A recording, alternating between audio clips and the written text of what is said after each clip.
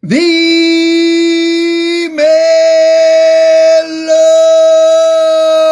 welcome, ladies and gentlemen, damas y caballeros, to the 249th episode of The Green Room. What does that mean, ladies and gentlemen? That means that we are one episode away from 250 consecutive episodes. Let's get a cheer. Let's get an applause, because I am pumped about that. But speaking about being pumped, ladies and gentlemen, tonight we have a special matchup in store for you, something a little different from our regular celebrity tournament match. But guys, bring in your friends, bring in your brothers, your primas, your primos, your tias, your tios, your abuela. Natalie, what's up? Good to have you on. So bring them all in. Safari, what's up? Good to have you here tonight. Allison, hashtag Allison rocks. Guys, we have something beautiful in store for you. So as I was saying, bring in your friends, bring in your family. Comment, and comment away. But speaking of tonight, what we have is a little treat, something a little different, because we keep it unpredictable. We keep that uncertainty going. Julio Negro, what's up, buddy? Francis, good to have you. So I am going to bring in my awesome co-host, TKN co-host, to explain a little more detail about what we got going on tonight. So, Gisele, what is up? Hello. I'm excited, Howard, because we are in for a super special treat tonight. Now, if you've been following along with all things TKN, then you will know that not only do we have the Celebrity Grand Tournament on Saturday evenings every week, that will return on July 18th, because next week, super special 250th episode will be live with your favorite green roomers. Can't tell you more than that. Now you just have to tune in. Gotta tune in. But not only do we have this incredibly amazing celebrity tournament on Saturday evenings that you've been following, we've got our biggest names yet to come for both round 2 and 11th hour. We have hello. Oh. Hey, hello. Welcome in. Keep bringing your friends and family in, because we do have a match tonight, and we do have celebrities tonight. We are bringing you a taste out of Wednesday nights and the Black Box with the Celebrity Team Challenge. Woohoo! Yes, that's right. We are running 2 tournaments consecutively, side by side, and this one is super cool because your favorite green roomers are paired with your favorite celebrities from the celebrity tournament. And we have 2 mystery competitors, and we may be meeting one of them this very evening, because the team of UFC legend and soon to be Hall of Famer David Tank Abbott and Phil Justin will be facing NBA great Paul Mokeski and a mystery competitor. Now, this is why you need to follow along on Wednesday nights. It is both the hidden gem of TKN. Hello, Francis. Welcome. Hey, Tom. How are you this evening? Super happy you are here. Bonsoir, Natalie. So, the Black Box, Wednesday nights, 8 p.m.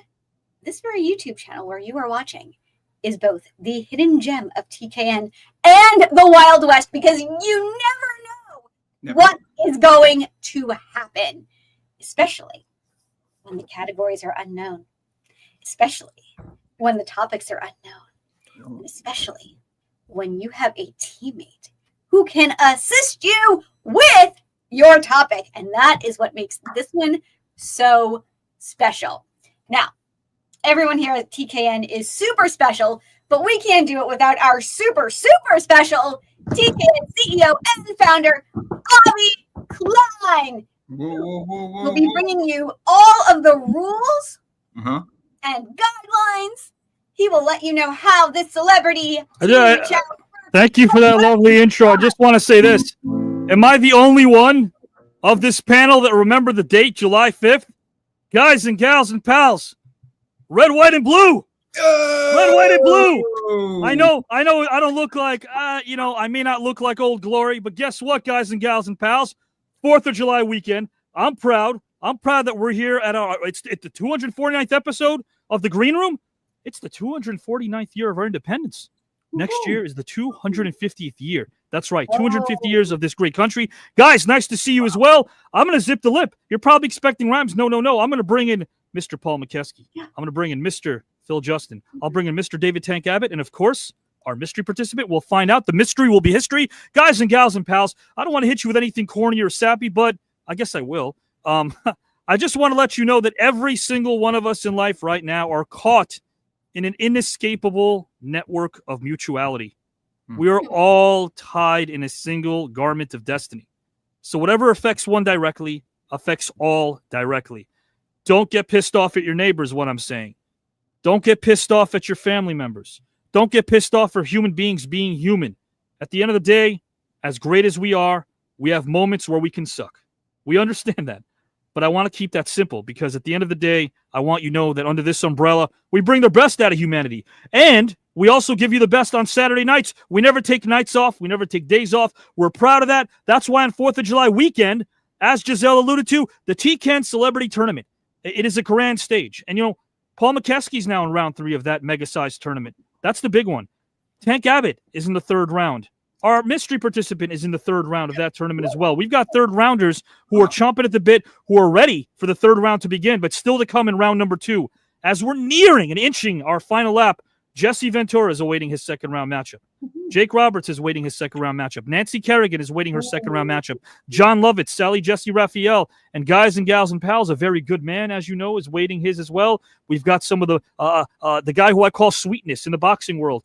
Some of the very power players in their sports are going to be here. But I guarantee you, how do I say this? But I want to be direct, so I will.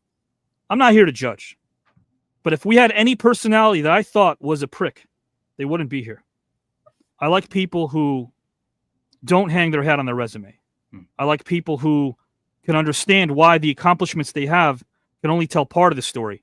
But let's respect the resume because, gosh almighty, to get to that place, I'll never know what it's like to be able to have to go through what Mr. Abbott did to become a UFC legend and Hall of Famer. I'll never know what Mr. Paul Mokeski and the hours he had to put in to become an NBA great. I'll never know what some of the ring generals who might be backstage had to do to travel the world and pay their dues, have enough money maybe just for gas, even if they're splitting a car rental. I'll never know that. But what I do know is that in the 2nd chapter of these men and women's lives, we're finding out so much more about them. We're finding out what makes them tick. We're finding out how much they've given back and how much they want to give back. But at the end of the day, don't shy away from the fact that this is a tournament. That's fine. Because when you play a pickup basketball game, you shake your partner's hand, you shake your teammate's hand, you kick some butt, and then afterwards, you're pals again. That's what this thing is. If you win this tournament, then you're winning a tournament that stands for something that I consider to be very, very important. A place where strangers leave us friends, a place where we have philosophical fun, a place where we're captivated by conversation, and a place where the suits and ties can even cry. Suits and ties cries. Yes, we have tears from them. Why? Because we are showing them that unlike that studio I used to work for, and very different than the studio I currently work for, you can have a good time, and you don't have to be controversial about it. No need. Guys and gals and pals, thank you for your time. This is the Black Box on Saturday nights. That's right. If you wanted to see what the Black Box Celebrity Team Challenge is all about, every Wednesday, 8 p.m. Eastern Time, tune in to this very channel that you're on. Let everyone know because commenting, liking, and sharing does help us. This is absolutely free, and I guarantee you it's going to stay that way. Guys and gals and pals, what you earn is what you learn, and that's why you're here. And remember, tonight and tonight only, the Black Box shows up, all decked out in its Saturday garb. The Black Box is ready for Saturday night. So, guys, Howard and Giselle are going to judge. Let me put them backstage, and let me bring in our awesome participants right now. They don't know what the categories are. They're going to find out very soon. Nobody knows what they are, but guess what? This is the Wild West of TKN.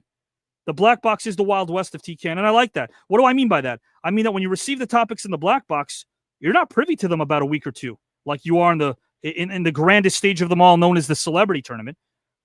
You have to be able to think on your feet. So, guys, let's do that. Hello, Samson Miranda. Thanks for joining us. Guys and gals and pals, let's start things off and bring in our first participant. He is a native of Spokane, Washington, who grew up in Canoga Park, California, attended Crestview Carmelite High School and Encino, where you would hear the fans scream and roar. He was a big UCLA Bruins fan, rooting for legends such as Bill Walton and Lou Alcindor. He used to religiously watch Thursday tape delay games on Friday at midnight, where he would cheer madly for the great John Wooden's teams. But, guys and gals and pals, soon you wouldn't have to take a back seat, because his father, Casimir, who graduated from Gonzaga in 52, was 6'4", while his mom was 6 feet. By the time he was approaching his teens in 7th grade, our participant was also 6 feet as he grew and grew. By 8th grade, he was 6'2", and by his senior year in high school, he had topped out at 7 feet years because he played for the city of Brew. He was selected as a high school All-American in 75, where he led the Celts to their finest season. Despite running into Reggie Theos in Inglewood, the team reeled off 17 consecutive victories, and our 7-footer was the primary reason. Crespi finished that season as Sterling, 25-2. A lot of people assumed that he was going to UCLA because of the big man connection there. He decided he wanted to get away from home, and ultimately he would leave and play elsewhere. He took visits, 6 of them, to Washington State, Arizona State, USC, Gonzaga, and Kansas, and also NC State.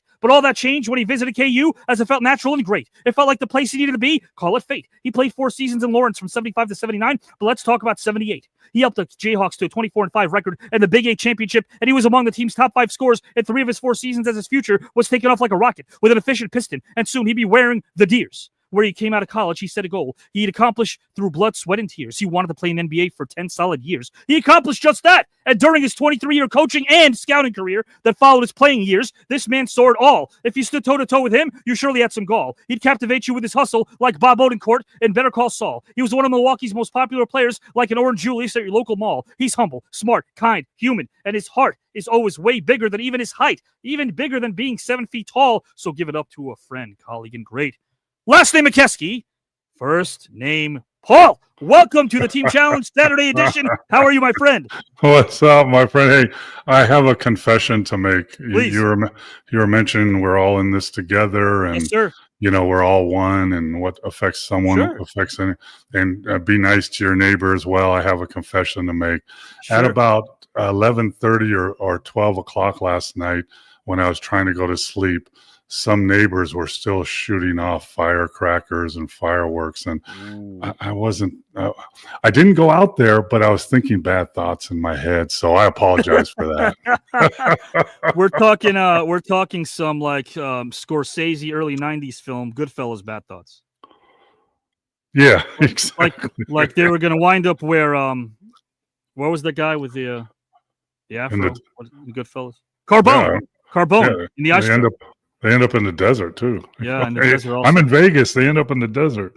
I have a question for you because you brought this up. I didn't think you would, but I'm glad you did. You're in the desert. You know Nevada well. Joe Pesci in those films ended up burying a lot of people in deserts. We know that. But Joe Pesci, how did I'm not discriminating against his size or height. He was 4'9". How did he carry these dip? We never got to see how Joe Pesci actually carried these bodies. So you have your other guys to put them in the trunk of your car, and then you just drive over there, and they dig the hole, and then they throw them in, and you just laugh at them when they go in there. I guess so, but I've seen scenes where Joe apparently does it alone, and I wish they could. Yes. I wish they could. Yeah. I'll tell you, it's interesting is the character that he is portraying actually is still alive and lives here in Vegas. I met him a few months ago at a restaurant, and they went to his house. They took his stories, and he had some say in that. Nicholas DeToro, yeah, and he's the only one that's still blackballed in every casino in Las Vegas. He's Wow. Yeah, he's in the book. You can't go to a casino. But Paul, that book is real. There is a book, obviously. Yes. There is, okay. Gotcha. Yeah, but there's only one name in it now. That's one name. That's it. He's the only one.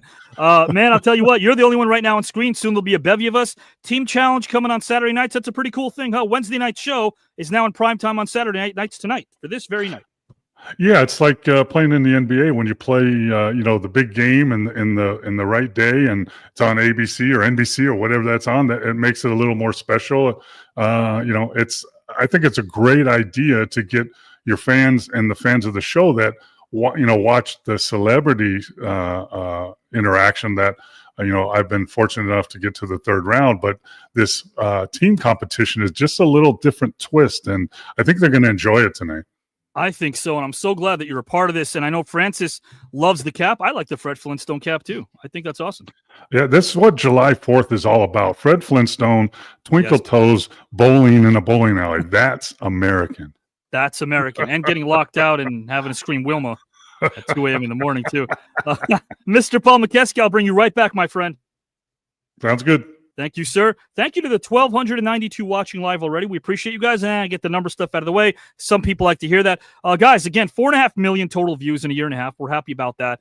We're happy about our national sponsor, Progresso Soup. We're happy that Prime, we announced that a while ago. They want to pick up 6 episodes of round 3 of this celebrity tournament come the fall of 2025. We're happy about that. Took a while to get there. But, guys, again, we will make sure we were always going to give you free content across the board so you guys can enjoy it and invite your friends. And speaking of friends, let me bring in Paul Mokeski's partner, who happens to be a friend. And again, guys, this is the team challenge. It's very cumulative. It's cumulative. So essentially, if you're part of a team challenge and you lose that particular night, you're not eliminated. Your team isn't gone.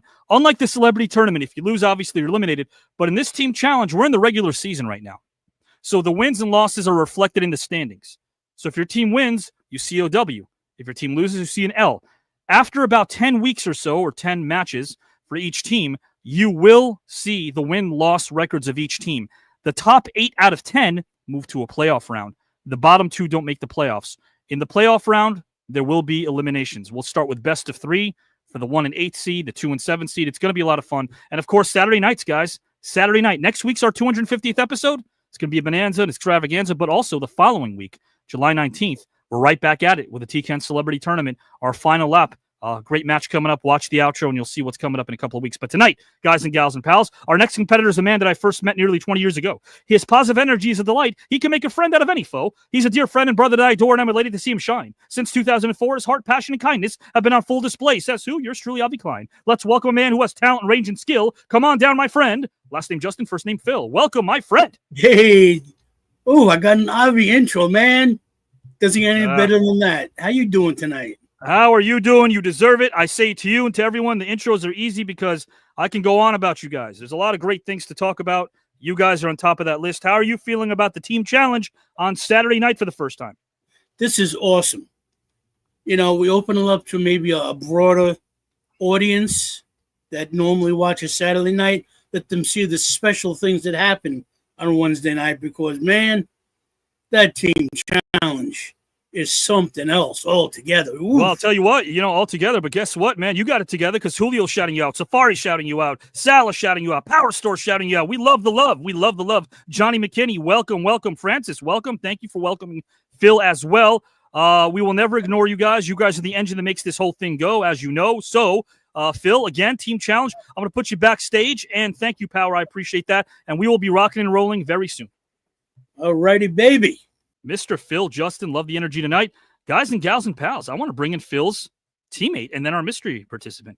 I want to bring in Phil's teammate right now who has been incredibly amazing every time he pops up on screen, not just for his honesty, but also his friendship. I added a little bit extra for this, and I hope he appreciates that. Guys and gals, our next participant knows that the comeback is greater than any setback. It's due in large part to the fact that even death could never stay this man's hand.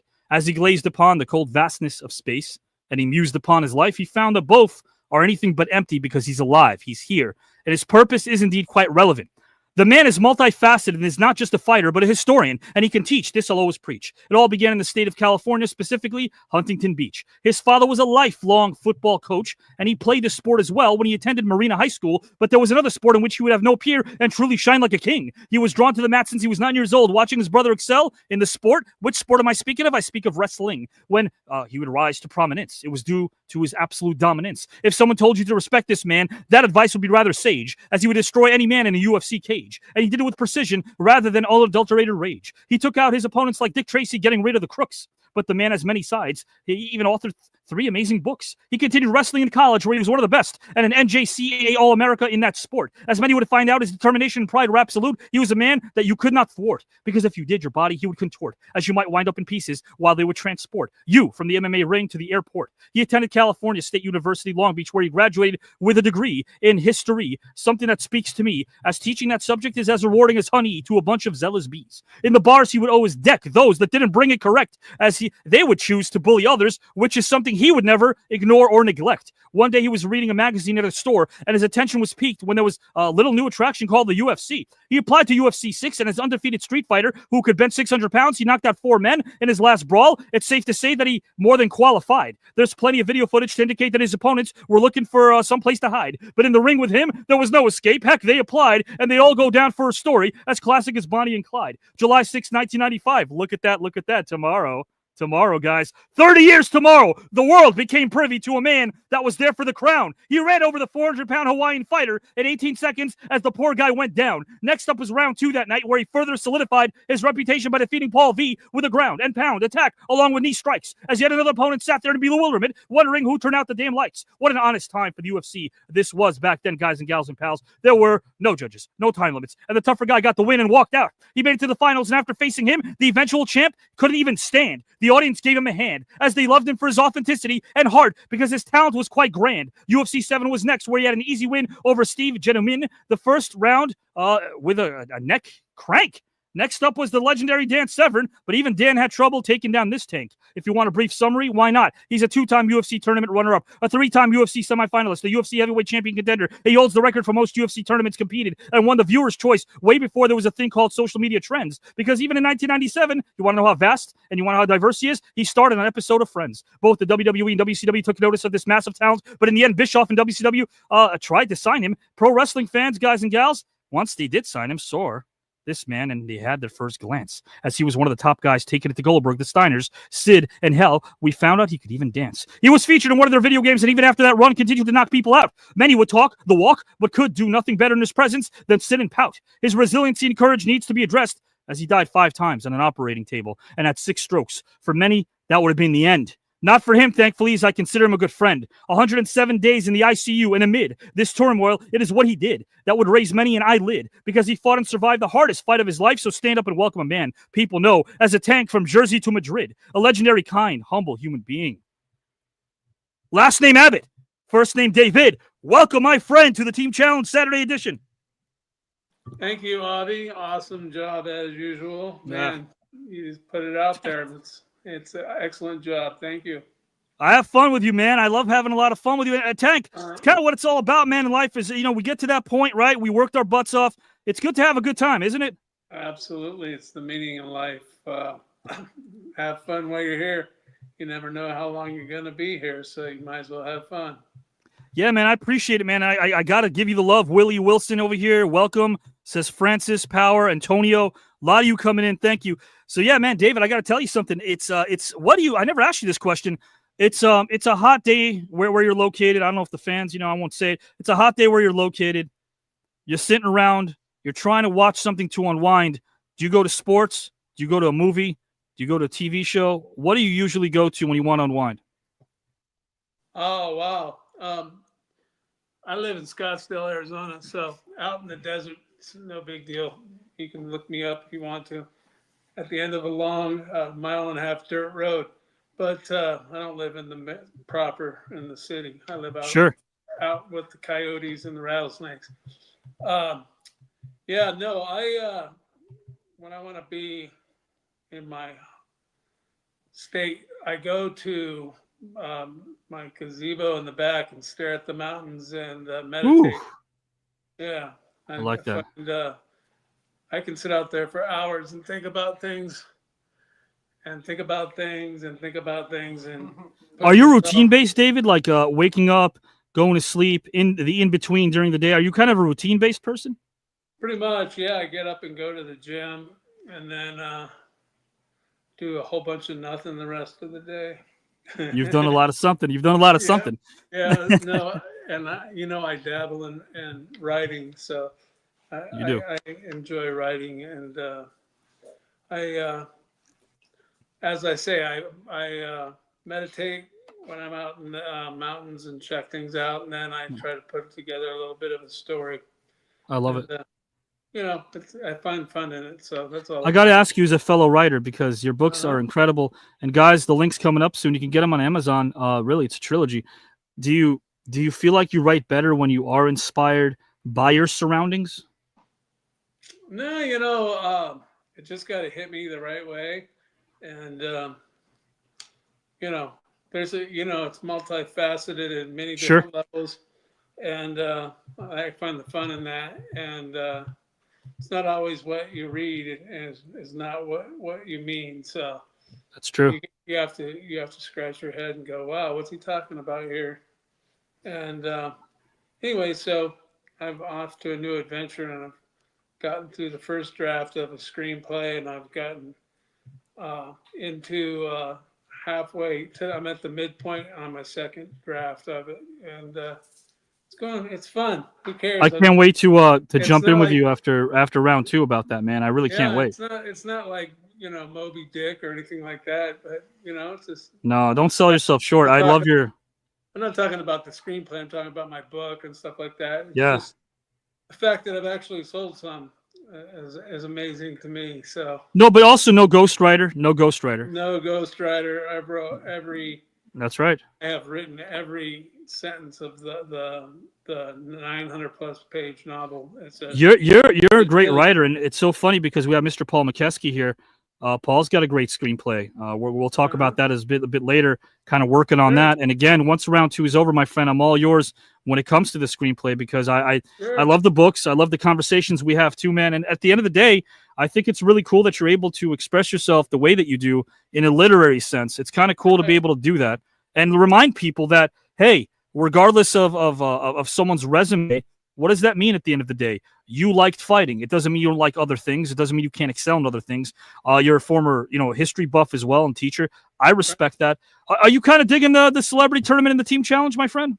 Oh, absolutely. It's totally, it's fun. It's intellectually stimulating, and it gives you a chance to look at things in your perspective and give your thoughts on things, which 100%. aren't always the same as everybody else's, but that's why we're here. Yeah, and you know what? Little moment of levity over here. Hey, guys and gals and pals, this guy over here in the back, did you really, in the second to last team challenge we had on Wednesdays, did you really try to go toe-to-toe with Tank Abbott when it came to the topic of UFC, Howard Collado? Really? I had to try. Did you really? Did you? You got to. I knew I was going to get demolished, but it's the fight. It's desire for the fight that you're going to go. The passion. Yeah, I love it, man. Mr. Abbott and Mr. Howard Collado, I'll put you guys in the back. I'll bring in our Mr. Participant, and we'll be off to the races. Thank you, guys. Appreciate you. And, guys, Miss Soon, he won't say it, so I will. Very soon, Mr. Hall of Famer, Tank Abbott. That's well-deserved, an honor well-deserved, my friend. Yes, it's not the major ones, but it's a Hall of Fame nonetheless. So, yeah, it's coming up real soon, so it should be a good time. Congrats, my friend. Nice to be recognized. 100%.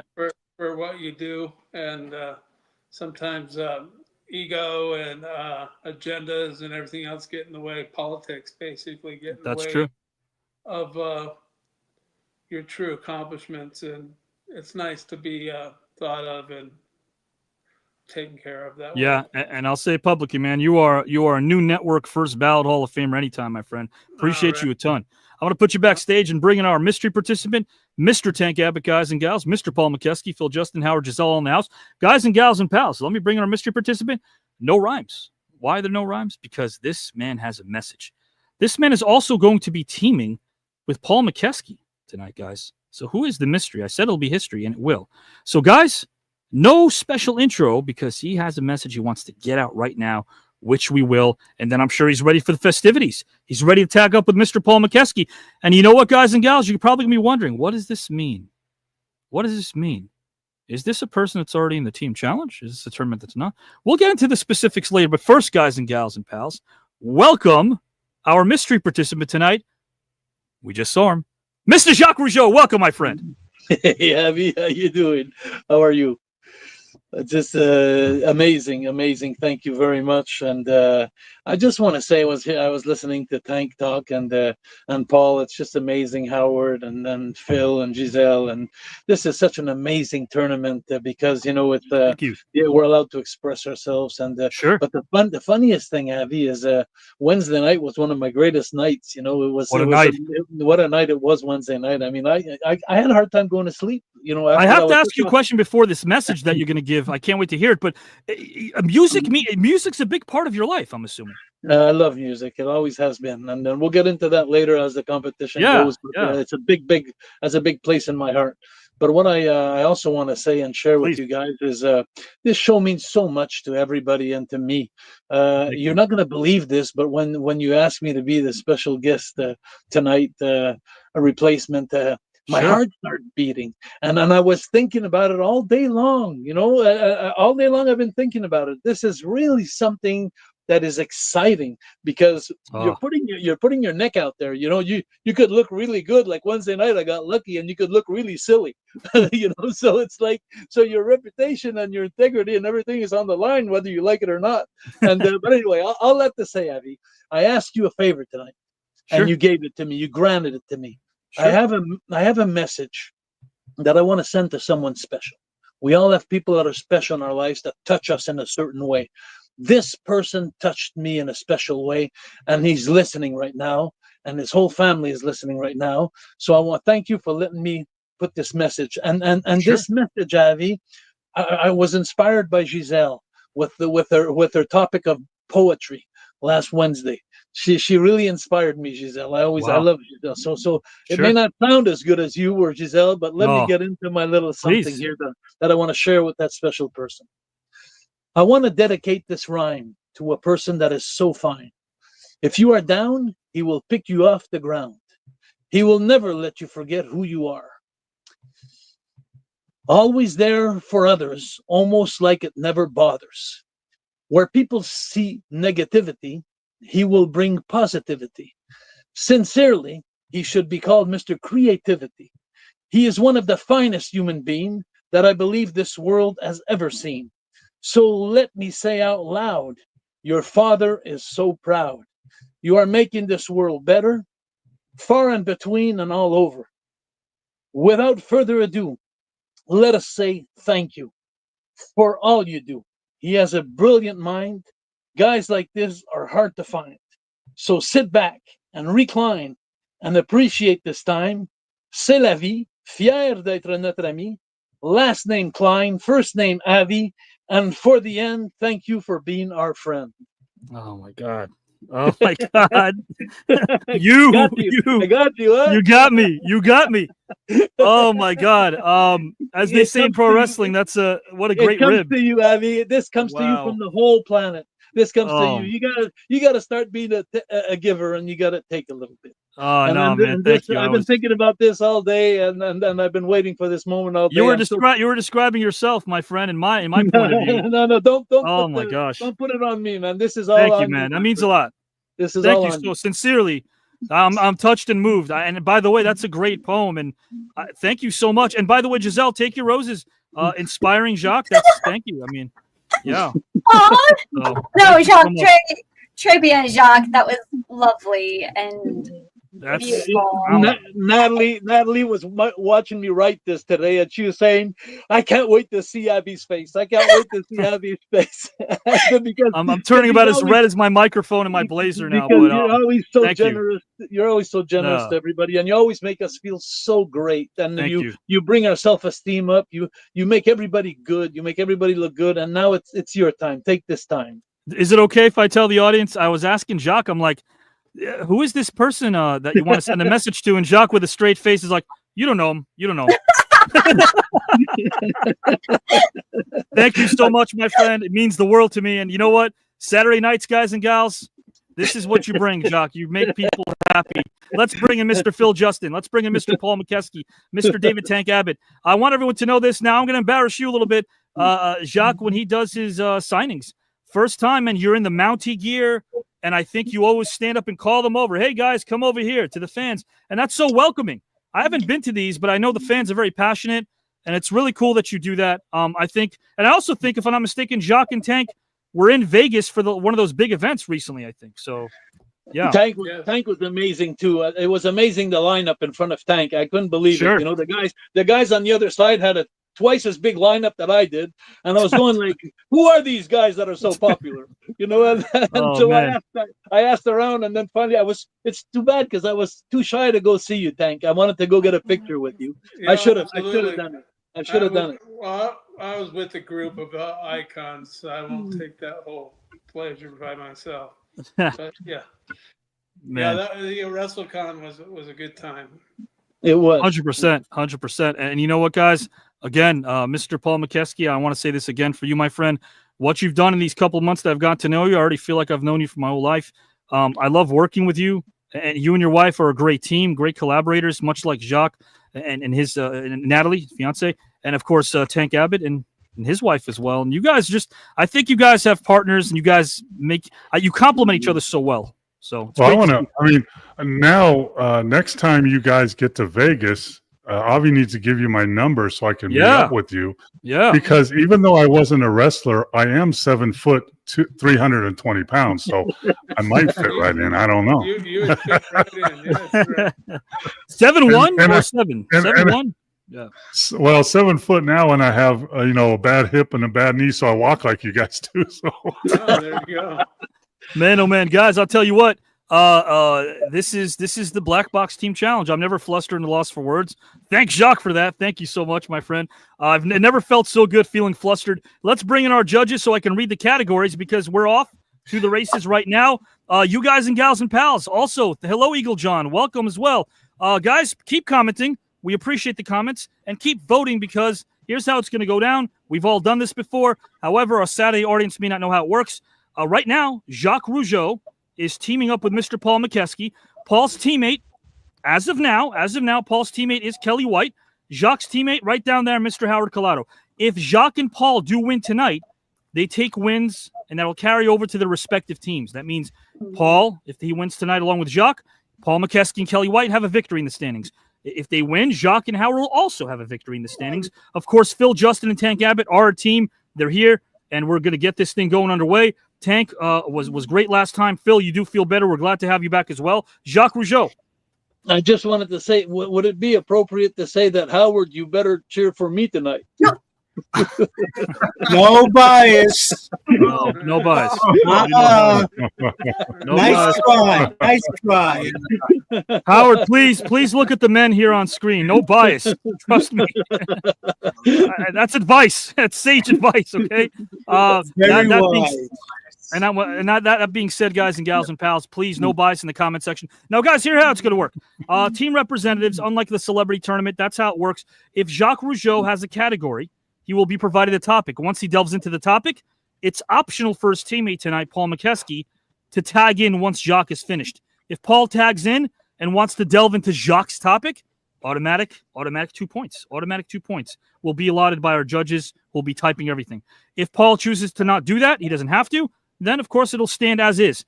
The opposition can do that as well. The opposition could also either take a different point of view, or if they want to rebut or give their point of view, they can once Jacques is finished with his topic.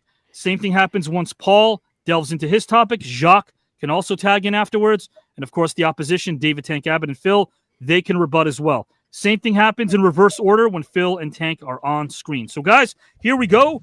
These are the categories. And I'm going to ask the viewers. Why not? Let's bring you in here. Guys, the first name I see in the comment section will be the first person picking a category.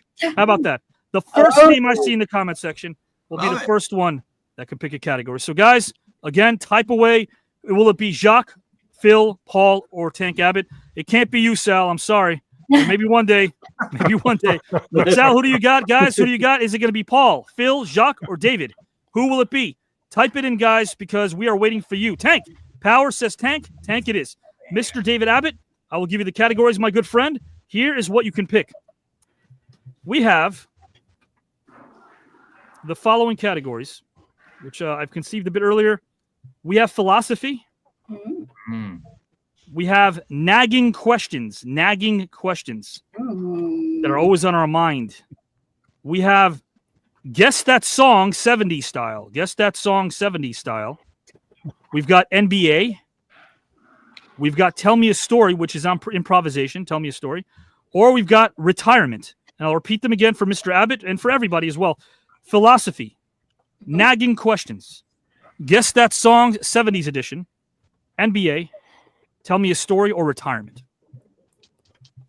Well, Mr. Abbott, whenever you are ready, whichever category. I gotta pick one of those. Yes, sir. And again, we have philosophy, nagging questions. Guess that song, 70s edition. NBA, tell me a story, or retirement. Huh. Let's see here. Let's get crazy and say philosophy. Philosophy. I love that. right, You brought brother. that up last time. You brought that up. Philosophy. Let me type that over here. Guys, here's the same thing we're going to do. Next comment I see should have the name Phil, Jacques, or Paul. Okay? Let me just type this in here. Philosophy. It is. Okay. Let's go to the comment section. I do see Phil. Connie Gregory picked Phil. Phil Justin, my friend, do you want me to read the categories again? Yeah, give it to me again. All right. We have nagging questions, guess that song 70s edition, NBA, tell me a story, or retirement. I'm going to surprise you a little bit. Tell me a story. Tell me a story, improvisation. Okay, very good. Yeah. Phil, a great storyteller. No problem. Guys, again, let's keep this thing going. Just type a name. It's either Jacques or Paul right now. And let's see who we have in the comment section. We have another Phil. Phil is popular tonight. We have Mr. Paul Mokeski. Okay. So, Paul Mokeski, I'll read you the categories again. We have nagging questions, guess that song 70s edition, NBA, or retirement. Well, the low-hanging fruit is NBA, but I don't do low-hanging fruit. I'm tall. I reach for the high-hanging fruit. Yes, sir. And I'm going to pick retirement. Retirement. All right. Great topic. Great category. We'll see the topic soon for that. And, of course, Mr. Jacques Rougeau, nagging questions, guess that song 70s edition, or NBA. Now, just so I understand correctly, the story, it's a story that I want to tell, or a story that you're going to tell me the subject? I would tell you the subject, but Phil already picked that one. So we have nagging questions, guess that song 70s edition, or NBA. It ain't going to be NBA, that's for sure. I don't know much about We're teammates. We're teammates. Yeah. But I mean, I really know nothing except 3 points. That's all I know. I'm going to go with...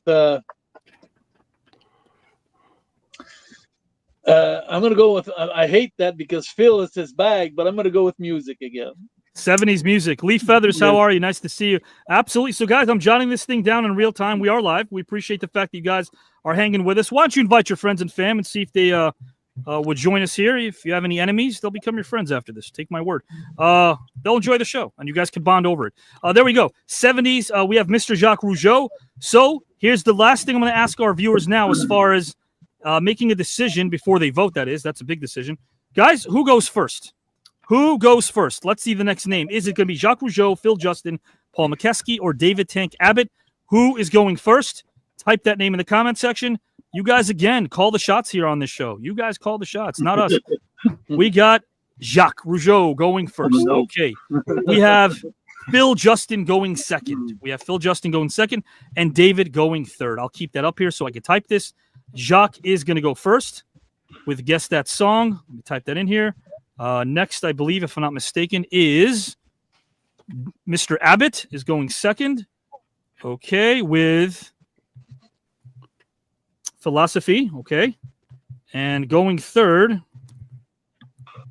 is going to be, I believe, Phil. Phil is going third? Phil is going third. Or did I get that wrong? Yeah, I think you could mix it up, but it all worked out. With Right. me and Phil. Yeah, no, I guess. So here we go. Here's the order. Thank you, Mr. Abbott. I appreciate that. I'm excited about this. Jacques is going first. Mr. Abbott is going second. Phil is going third. Paul is going fourth. That's how it goes. Guys, here is the topic. Jacques' topic. So again, this is Guess That Song 70s edition. Here's how this thing works, because it's different than what we did on Wednesday, just a little different. The way this is going to work is I'm going to hit you with the opening line of a hit song from the 70s, and you have to guess which song it is. I'll give you multiple choice. It's always multiple choice. So Jacques will guess which song it is based on the opening line. If he gets it wrong, his partner, Paul, will simply tag in if he wants to. If not, we turn it over to Mr. Abbott and Mr. Phil, and they can get some points. Mr. Jacques Rougeau. Yes, please. Can you sing it? Well, we want to keep our viewers, so no, we want to keep our viewership. So, no, in the shower I will, but that's private. But not here publicly. Guys and gals and pals, here is the first opening line of Jacques' question for 70s music. Once I had a love, and it was a gas. Is it Go Away Little Girl, Heart of Glass, or I Think I Love You? Again, the first lyric is Once I Had a Love. Heart of Glass. Heart of Glass is right. Song is by Blondie. Song is by Blondie. So let's tally that, judges, if we can. All right. A couple of points here for Mr. Rougeau. And we have another one. Oh, yeah. Okay. This is for Jacques. If he gets it wrong, Paul gets first dibs if he wants to. And then we turn it over to Mr. Abbott and Phil if Paul gets it incorrectly. Jacques, I've been walking these streets so long. Is it Rhinestone Cowboy? Convoy? Yeah. Rhinestone Cowboy. Would be right, guys. Glenn Campbell sang the version in 75, 50 years ago. Yeah. Yes. Very good. That's amazing. Jacques is 2 for 2. And guys, this is a carryover effect. Now, our Black Box shows on Wednesdays get uploaded every Tuesday night. So if you don't see them live, you got to wait till Tuesday. However, if you watch our next upload on Tuesday nights, you're going to see what Jacques did in the music category this past Wednesday. It was amazing, and he's continuing that trend. Jacques, I have another one for you. Here we go. Busted flat in Baton Rouge, waiting for a train. Busted flat in Baton Rouge, waiting for a train. Is it I Am Woman? Is it Me and Bobby McGee? Or is it Stuck Inside? I'm going to need your help, Paul. I'm going to guess because I don't know it. So I'm going to say Stuck Inside. That would be incorrect. Paul, do you want to get tagged in? Yes. I'm going to read this again for audience. Busted You don't- flat you don't Baton have to. Rouge. No, for audience. Yeah, Busted flat Baton go, Rouge, Paul, waiting go. for a train. Paul? Paul? Paul? The floor is yours, Paul. Paul, can you hear us? I think Paul, can you hear us, my friend? I think Paul's frozen. Oh, gosh. Paul, you are frozen, my friend. There we go. Paul, can you hear us? Yes. Yeah. Okay, no problem. Paul, take it away. Bobby McGee. He's right. He's right. Another Yay! more points for Mr. Mokeski and Jacques Rougeau. Somewhere Kelly White is cheering for Paul and Howard is on screen cheering for Jacques. See that. Our next one here, and I got a couple more for Jacques. Back to Jacques Rougeau. Stuck inside these four walls, sent inside forever. Stuck inside these four walls, sent inside forever. Love you inside out, still, or banned on the run. And I'll read it again. Stuck inside these four walls, sent inside forever. Love you inside out, still, or banned on the run.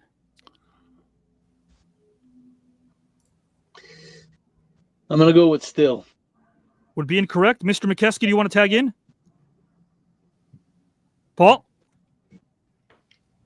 Paul, I don't know if Paul could hear us. I think Paul might be a bit frozen here. Give him a second. Give him a second. He'll let breathe. I will. Absolutely. Paul, can you hear us, my friend? Paul? Mr. Mokeski, if you want to refresh, I think that might work, if you can hear me at all.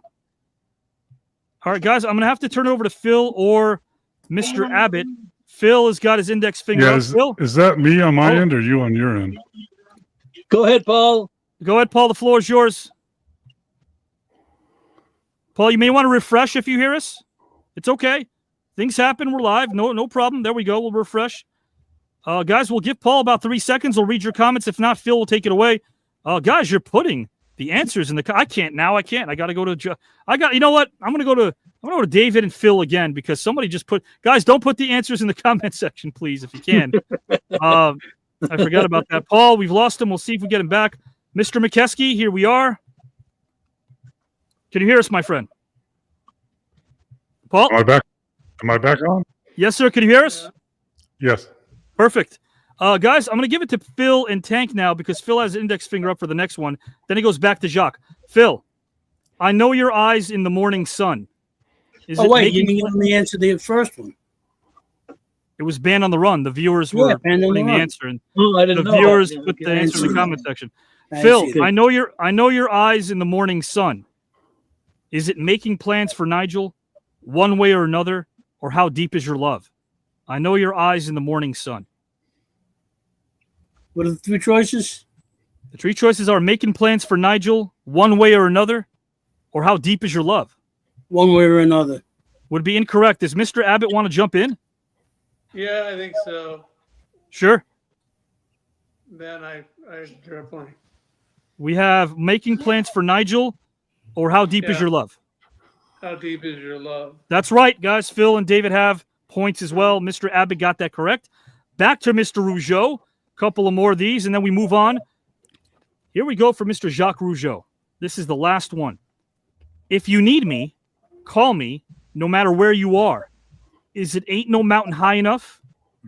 I'll take you there, or superstition? If you need me, call me no matter where you are. Ain't no mountain high enough? I'll take you there, or superstition? Ain't no mountain high enough. Would be right. Diana Ross's version. Absolutely. Rocketed to number one. Guys, Mr. Jacques Rougeau got this. Love you in the comment section. You guys are having a blast. Hey, by the way, if you guys know the answer, let us know right afterwards because you are coming in hot and heavy as well. You guys are really knowledgeable. All right, here, Leaf Feathers, thank you. Guys, we are going to turn it over right now to Jacques' partner, guys and gals and pals. Jacques' partner tonight is Mr. Well, actually, no, we're going second. I'm sorry. So, guys, back to our second participant tonight, and that will be Mr. Tank Abbott, who is going second. He picked philosophy. So probably some of you are thinking, how can you rebut philosophy? Maybe you can't, but you can offer a different point of view. So again, Phil can do that if he chooses to do so once Mr. Abbott is done. And then Jacques and Paul can give their perspective as well if they'd like to. Now, guys, for this one, I'm going to keep on screen next to Mr. Abbott.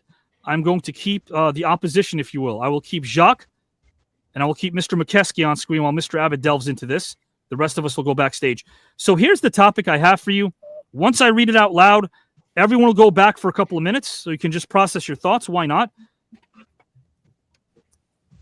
David, if you had to grade humanity at large for its performance over the last century, what grade would you give humanity and why? From A, B, C, D, or F. If you had to grade humanity as a whole for its performance over the last century, what grade would you give humanity and why over the last 100 years? Everyone's going to go backstage, guys. Mr. Abbott as well. Our judges will stay on here. Mr. Phil Justin, Mr. Abbott, Mr. Rougeau, and Mr. Mokeski will go backstage. Guys, this is the philosophy question for Mr.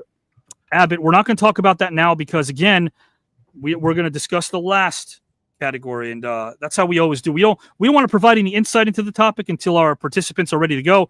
What do you guys think of it? Let us know. And what did you guys think of that last topic? Because Jacques Rougeau, I mean, dare he ever pick a music category? You guys are in trouble. I mean, not Howard, because you must be beaming, Howard. I would be lying if I said I wasn't. Oh my gosh. I mean, man, but we had those moments of tension because Paul, I think a lot of times knew the answer and he wanted to, but I know it happens and we have issues. But yeah, I'm excited.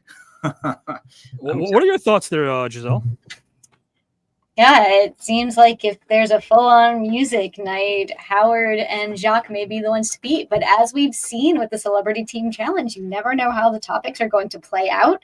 So it could seem like the category is in your wheelhouse, and then you hear the topic, and it might be a piece of music history that you aren't aware of. It might be a decade you're not as well versed in. It might have to do with music labels as opposed to recording artists. What about this, though, Giselle? Because you're right about everything you're saying. Thank you, Julio, as well. Appreciate that. Last topic was fantastic. Jacques came out swinging. Absolutely. Man on the run. Julio's giving humanity a D+. Yeah, let's see. And let us know why if you want to in the comment section. Now, what about this, though? As a strategy, does somebody grab the music topic if they're facing Jacques in the team challenge first? Does somebody want to grab that? Now, that may backfire. They may not really be knowledgeable in that area as well. But, Jacques Rougeau is hitting home runs with music. That's all I'm saying. I mean, we did different types of trivia. Home run across the board, right? So let me ask you this, Howard. Mm-hmm. If you were the opposition, music, would you grab that topic so it wouldn't be in the masterful hands of Mr. Rougeau? You see, here I would, and it's because of something Giselle mentioned. You don't create topics that are just kind of surfacey. You twist them on the head and you broaden them, so you don't have to necessarily know a whole genre of music to answer a lot of your topics. So I think I would, because the way you phrase the questions opens it up to a lot of interpretation. So that's, kudos on you. And hey, 250th episode, Julio, your wish will be Howard's command. He will sing Ain't No Mountain High Enough. There you go. Howard can sing that next week. All right. Hey, live, right? I'll work on it. Another reason to tune in next week. Guys, Mr. Abbott, Mr. Rougeau, Mr. Mokeski, they can all take a stab at this topic if they want to. Mr. Phil Justin, of course. Mr. Abbott will go first. I'll bring him in right now. Mr. Collado, I'll put you backstage, and Giselle backstage as well. And guys, remember, when you're voting, it's a good thing. It means someone resonated with you, so that's a positive thing. Who resonated with you? Let us know afterwards. Now, you're not going to vote, guys and gals and pals, until the entire panel has already gone up, whoever chooses to do so. Hello, Killer Purple Giraffes. Nice to see you as well. Thank you for joining us. Appreciate that. Classy Times as well. Sal, I think I know that one. Did Stallone sing that? Hey, yo, hey, yeah. That's a Stallone song. Guys and gals, Stallone's the man. Hey, nothing wrong with that. Guys, let's bring in Mr. David Tank Abbott right now. I will set up the question, good sir. I will bring in the opposition, which is Jacques Rougeau and Mr. Paul Mokeski. They'll be on screen while David is also delving into this. I will read this out. Ain't no mountain high we're still on that. It's a classic. Ain't no valley low. Oh, sorry. Got a little carried away. Sorry, I thought for a second you were grading humanity high, Paul, but then you went low. So I don't know. Guys, we're keeping it coy. Mr. Tank Abbott, again, if you had to grade humanity as a whole for its performance over the last century, what grade would you give it and why? Be as in-depth as you'd like, my friend. Guys, the floor belongs to Mr. Abbott. Wow, let's see here.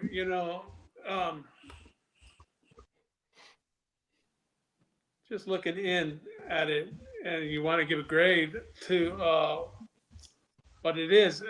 I don't know if that's entirely possible. First and foremost, I mean, depends on your point of view of how you see things and your philosophies. And so to sit there and say, that things have gone the way that they should have, maybe that's for you. That's like a personal thing. Or they've gone bad for whatever, and it deserves a bad grade. So as far as philosophy, I mean, life is life, and the way you're living it is just pretty straight up. And so I would give it a C, only because everything just goes as far, according to me, goes the way it's supposed to go along. It's happening. And so for you to sit there and go, well, this happened, so it's bad, and this happened, so it's good, is not something that you can really bottle up and say, well, yeah, I think the world deserves an A for everything, because there's always good parts and bad parts. What if you're on the other side of that? And so, it's pretty hard to give a grade to somebody. So I would say right down. I wouldn't even say a grade. How about this? And I would more or less say our progress from your observation, because it can only come from your own, right? So, when you're posed that question. So, right, exactly. And so, if you look at it the way progress is has marched on, sure, and then it's good. We're doing things that, like, computers and stuff like that I don't know how to deal with. Is advancing society and everything else, but at our core, we're still human beings, and we're either good human beings or bad human beings. You're either evil or a good person. And so, yeah, but it's philosophy. It's not really inventions and things to do and how you treat people and where you are in this world. You are just part of it. And so that's why I say I would give it a C. I mean, but Sure. yeah, we've done unbelievable advancements in society and everything else. But I mean, have our morals changed that much? And we weren't really around for all of that, back in the day Right. to comment on it. Like you got the atrocities of World War II, Sure. and look what's going on with Israel and Palestine and all that kind of stuff. It's still going on, and it's like, so can't really give it a grade. Like, yeah, we're always supposed to all come together into some kumbaya, love, peace, and bell bottoms and all that kind of stuff. But the people are just they're nasty people out there. There's some evil people out there, and I don't know if the philosophy of it, how's it any different? I don't know if you would advance, like we're all becoming softer, nicer people. We're still human beings, and there's some bad people out there. So I just give it a C. We're just being human beings, and we're moving along. Yeah, and how much of the unknown, as it pertains to our good neighbors in life, how much of the unknown reveals itself about us? Meaning only we know who we really are, Right. because we have our own soliloquies that we tell ourselves every day that people aren't privy to. And therefore, the only people that can gauge humanity as a whole is the individual, like you brought up. Right. And I can see where you were going with that. Julio says, do you think some things in society, like technology, is moving too rapidly, or are we behind and need to pick up the pace? Question from Julio there. Good question, Julio. Well, that's a big thing of the AI situation. Everybody's afraid of that and where it could go and what could come of that. And then, is it too much? It's like the genie in the bottle. Don't open it up because you don't know what you're going to get. And but then again, why not? Why not be able, self-assured as a society, that you can handle that, not get in the wrong hands. And then, Sure. And then you go back to the whole thing about philosophy as things good or bad, and then you're worried about it getting in bad hands and the wrong people. That's why I say it's a really complex, Sure. this question. 100%. And thank you, Mr. Abbott, for delving into that, because you're right. It is. And what perspective are we taking? You're right. As a whole, as an individual, does one individual make a society? There's so many different ways to go. And you're right. Sal's got a question for the group. And Sal, I'm going to ask this. I'll put it out there. And if they want to address it when they're speaking, they definitely can. Sal, no problem. Are 10% of the people bad people, or are we as a people 10% bad ourselves? Great question. Thank you for joining us, Hassan, Mr. 1985. Thank you so much. Appreciate you. Guys and gals and pals, controversial topic. Well, I don't think anything under this umbrella is controversial, classy, because we handle it like your first name in a classy way, but we appreciate your comment. So thank you so much. Right now, what I want to do is bring in Mr. Phil Justin, who is the teammate of Mr. Tank Abbott in this. Phil, do you want to offer your perspective? Yes, I do. I think my brother Tank really hit on some very key points. It's all about perspective. Overall, can we rate humanity over the last century an A? Certainly not. Do we give them a D? No. There's been a lot of progress the last 100 years, both in technology, medical breaks. 100 years ago, people were dying from diseases that get cured rather easily nowadays. Things like that certainly play in humanity's favor. But there is war. World War II was a horrific thing. The Korean War, Vietnam, all these smaller wars going on. As my partner said, Israel and Palestine, Iran. These are horrible things. But overall, as a society, I think humanity has progressed. As quickly as we would like, I would say no. But we are progressing, and technology does help that because you can't hide. If you're a bad person and you do something, someone's going to see you because there's friggin' cameras everywhere. Every building, every store, every person walking down the street has a camera on their cell phone. So it makes you think about doing something stupid. That's an individual thing. Overall, humanity is making steps forward. They're baby steps, but they're steps. And they've increased over the last several years. So I would grade humanity a C+, a little bit better than my partner, but he really nailed some good stuff there. Appreciate it, Phil. Yeah, jumping in there. There you go. Absolutely, guys. And again, hold your votes, guys, until Jacques Rougeau and Paul Mokeski will delve into it if they choose to do so. Paul, Jacques, do you guys want to jump in? Well, Paul had his finger up, so go ahead, Paul. Go Mr. first. I'll Mokeski. go after. Yeah, I mean, all those points are valid, and I think technologically we're advancing in medicine and living longer lives and hopefully more healthy lives. So in that way, I think humanity philosophically gets, a B or whatever. But the other thing where we're failing at is taking care of the planet we're on. And I'm not a tree hugger or anything like that, but we are tearing apart our planet. I mean, little by little, our planet is going to be uninhabitable for our great-great-grandkids probably. So I think we get an F in that.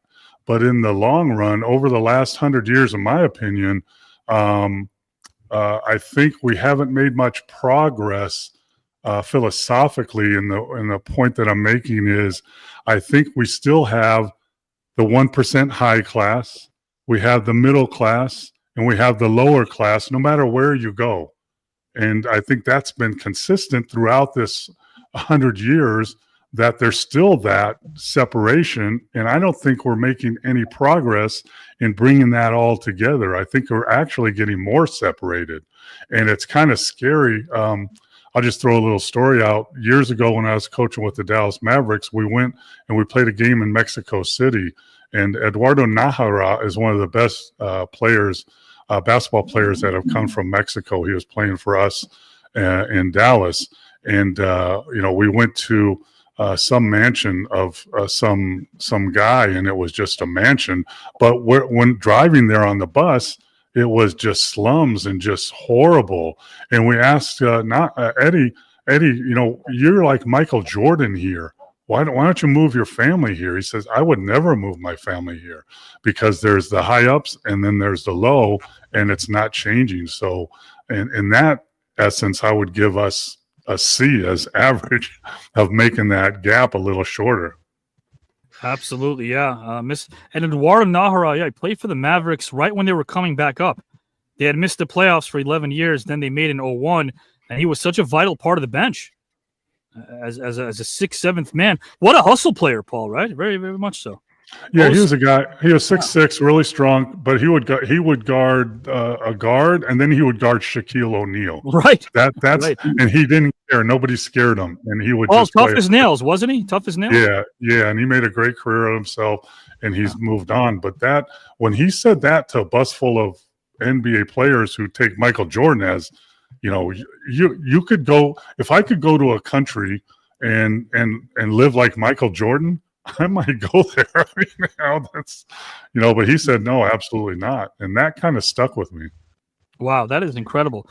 And again, how we're able to interweave these moments from our memories into this very topic is almost seamless. And we thank Paul Mokeski, Jacques Rougeau, David Tank Abbott, Phil Justin, Howard, Giselle, all here, and you guys as well. Thank you for inviting us to your living room. I'm going to ask Mr. Jacques Rougeau if you'd like to jump in. I definitely will. Floor's yours. I'm jumping over the top rope. I'm going to be the devil's advocate here, because hopefully I understood the question correctly. So I'm going to make it short, because I like ABC answers. I like when there's 3 answers. I look smart once in a while. But so here's what I'm going to say. I'm going to grade. Unlike these guys that are like in the middle and they good explanations, I like it. It kind of made me wonder, am I on the right track here? But anyway, you guys can let me know. But I'm going to grade society. Kindness. How our kids today are so impolite. They have like no respect. You know, I don't know. In French, it's even worse because in French, we have two words to say you. Like when you talk to someone that's older, it's vous. And when you speak to somebody ordinary, it's you. But when you talk to your parents or grandparents, we have this thing in French that the kids have lost all respect for teachers, for school teachers, for everywhere they go. So I'm going to grade the respect for the kids and society as a E. Because it's really bad. I think it's really bad as far as being polite. I'm going to put that in that same category, a big E. I think people are not polite anymore. They're missing a lot of opening doors, of being kind to an older person crossing the road. Or I think society is all me, myself, and I now in our society. So I'm going to give that an E also. You're not going to like my report here, my bold, but anyway. And then I'm going to go with technology. Technology, like these gentlemen here, I think the same way. One of my favorite lines in society now is today somebody asked me to use my phone to pay something, or technology, I'm a dinosaur. It's like, you know, I can't follow nothing with what's going on in society today. I'm horrible. I always ask my girlfriend to fix things for me on internet and everything because I'm really bad. So I'll give a big A for technology. I think that's good. That's a positive thing. I'm also going to go back to my E's with being sociable. People today are walking with their heads down on their phones. What happens to the people on the street that you'd cross and you just say, how you doing? How you doing? Or just a simple hello or a simple eye contact with somebody. It does not exist anymore.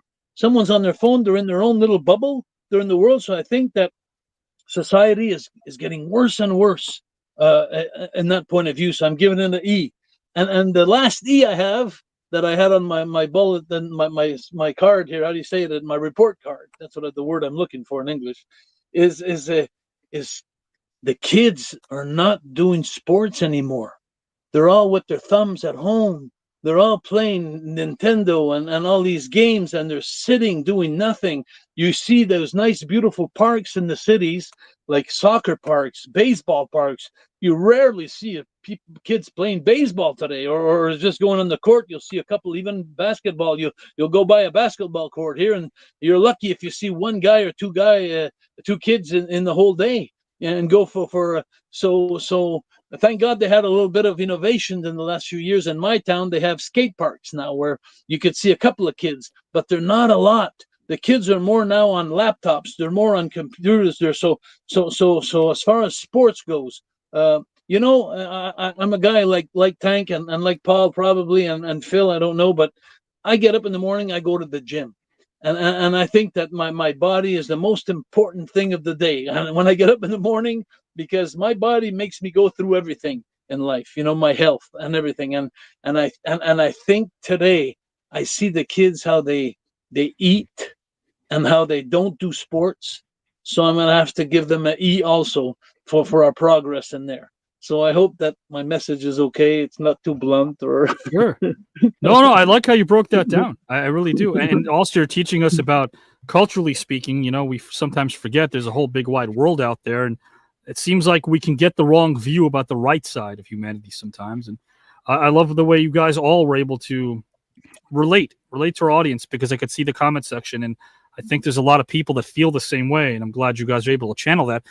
That being said, let's bring in our judges right now, Mr. Howard Collado, I'm sorry, I forgot his nickname tonight, Mr. No Bias Collado, and of course, Giselle as well. See who they vote for and why. Guys, we heard everyone's perspective here. Let's get some of yours. Howard, take it away, my friend. Who you vote for and why? Sure. So, you know, David came in and you talked about how, you know, you gave technology, you know, what we've been able to do in technology has been really amazing. But, you know, you really stress the fact that morally, right, there's still evil people out there. And, you know, and then, you know, Phil, you came in and kind of gave a bit more examples of what David was talking about. You know, society, we're still taking baby steps. So you were a little more optimistic with your assessment of the grading.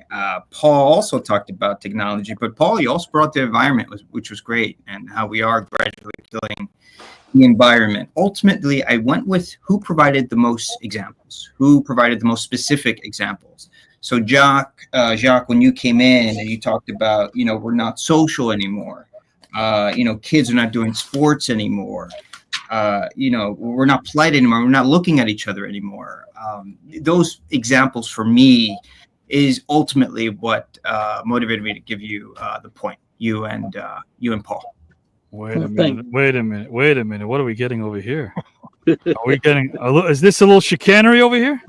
No, has nothing to do with the fact that he has a taser back there. No, Howard, I told you. I He's right over your shoulder. I stopped eating kosher food a while ago. Something stinks, man. That's all I'm saying, man. I provided why I needed examples, and Jacques and Paul, they fleshed out a lot of specific. Howard Collado, guys and gals and pals, I want to put you backstage, Mr. Collado. Hey. You guys are the audience. You're the judge, jury, and executioner. You let us know what you think in the comment section. Let's bring in Giselle and see who she votes for and why. Hello. Mr. Rougeau, for our U.S. viewers who may not be familiar with international grading scales, can you explain what E is, please? Say that again, Giselle. I'm sorry. For our U.S. viewers who may not be familiar with international grading scales, in the U.S. we work on an A through F. A, B, C, D, F scale. Yeah. Can you explain what E is, please? Oh, E was the worst. So I didn't know you had F. But to be honest with you, I'm losing faith in everything I said that had an E. But the most important thing for me and all that, it seems like, and it's something that you could not relate to, and I'm so sorry that you can't because it's so important in society. But in French, in the French language, like it's almost like saying "hey you" or saying "sir" if you talk to someone that's older. And but in French it's "you," "toi" et "vous," and Giselle, because you speak French. But that was my example, but I should have said it in English more. Like, if you appropriate a man that's older, and you just say, "Excuse me, hey you," or saying instead of saying "sir," "Excuse me, sir." Like, it's that's what I meant by. But in French, it's like that. We have those two words. So, but E is very bad in my report card. Very, very bad. E is very bad. Got it. No, thank you for letting us know. We're used to one way of grading, so I just wanted to make sure everyone was aware of where you actually stood on that. Also, I feel like I'm incredibly lucky because I see people playing basketball all the time in the parks, or handball or racquetball. So I understand where that's coming from, and it seems like we have this generational shift. And even with that, some of these indoor activities, like Wii Fit, lend themselves to sports. And you can play tennis on the Wii. It's not the same as going out and playing tennis. But if you don't have the ability or the finances to do that, it's made a few sports more accessible. And so I think we can find a little bit of a middle ground there where it all is. But I have to judge on this, and it's hard because there are a lot of great examples, and I do like the way that both Mr. Rougeau and Mr. Mokeski broke down different areas of humanity. We are looking at the last century, and there have been a lot of advances, especially technologically, in the last 100 years. There have been a lot of advances in medical studies with different kinds of vaccines, but then yet we're still fighting tuberculosis, which is still a major worldwide killer. So we've essentially eradicated measles, and we still have TB. Where does that leave us? There's a lot of give and take on both sides there.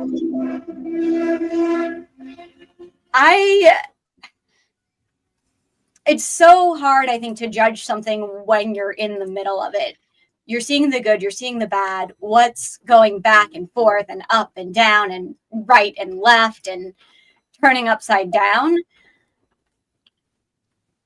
I think I am this time voting for Tank and Phil because I think it is difficult to see it when you're in there. So giving it that solid middle C recognizes we've done good in these areas. We can still improve in these areas.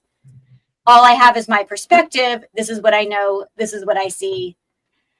I don't think we've done anything awful, but I don't know that we've done anything great. So Phil and Tank, you have my vote. Good job. Good job. Yeah, 4th of July weekend, and we're hearing about the worst side of humanity. What a bummer. Who wrote these? Oh, that was me. Uh-oh. That was me. I'm sorry. What a bummer. But also, Jacques, you're here every week, so how can you possibly be losing hope? Yeah, can't lose hope. Giselle, thank you for breaking things down the way you did. Appreciate you. And guys, we're going to tally your votes now as well because classy, wow, Jacques, exceptional performance. Thank you so much. This is where you guys now come in. Allison, Giselle has brought up some great points. Guys, let us know who you're voting for and why. Julio says, Tank and Phil made it really difficult, and their points resonated with me as well. Is that a vote? Let us know, please. Muddy says, the world would always have problems, it seems. Please let us know again who you vote for. Thank you for your opinions and your comments. Thank you for joining us, Silmar. Silmar is joining us. Jacques gave a great breakdown. Thank you for joining us. We appreciate that. And also a reference to a dinosaur. A reference to a dinosaur here. From Natalie. So we'll see what that is. Josh Turner, the younger generation doesn't even remember their childhoods. Their minds are warped. It's the system that is geared for that. Josh, new viewer, thank you for joining us and giving us your perspective. All right. We have some more comments and then votes, and then we shall move on to Phil's topic, the improvisational topic. There's a lot of levity there coming up. Connie votes for Phil, Team Phil and Team Tank. Okay. Sal votes for Paul and Jacques. Very comprehensive response. Thank you, Sal. Appreciate that. Okay. Silmar, if I butchered your name, I did not do it on purpose. I apologize. Votes for Mr. Rougeau. Thank you for your vote. We appreciate that. All right, guys, let's get some more in, and then we will move on. I believe there's a bunch more coming in. Classy, I'm trying to put your vote here, Classy Times. I'm trying to see if I can get it here. Safari, great point. Jacques. Okay, guys, we'll move on after these. There's a lot of them coming in. But Willie Wilson, let's count yours. Tank was on spot with a question. I vote Tank. Very good. And Antonio concurs with Phil and Tank. So getting pretty tight here. And again, guys, no wrong answer. Who resonated with you? Power Store votes for Tank and Phil. That's three straight for the team of Tank and Phil. And Muddy votes for Jacques. Okay, so that's for the team of Jacques and Paul. And Natalie concurs, also votes for Jacques. And Josh Turner votes Tank as well. Okay. Votes coming in hot and heavy, guys. All right. We are about to move in. It's all cumulative, guys. So, again, we'll find out after two topics who wins this team challenge, who gets a couple of points in the standings. Mr. Phil Justin, are you ready for your topic? Let's do it. All right. Let's keep this moving. This is Tell Me a Story. And your scene partner in this is going to be Howard Collado. He's going to be your scene partner here, okay? Now, Howard, I want you to listen to this as well. So let me pull you up here on screen. You could take some notes in real time. So here's the scenario for Phil. It's an improvisational one. Phil, you just woke up in an empty room. So did Howard. You guys have no idea who you are. You have no idea where you are. You have no idea who the person next to you is. Again, you woke up in an empty room. You have no idea who you are, where you are, and who the person next to you is. The room is pitch black with the exception of a nightlight that's 7 feet away. When I was 10, I used to rock the nightlights.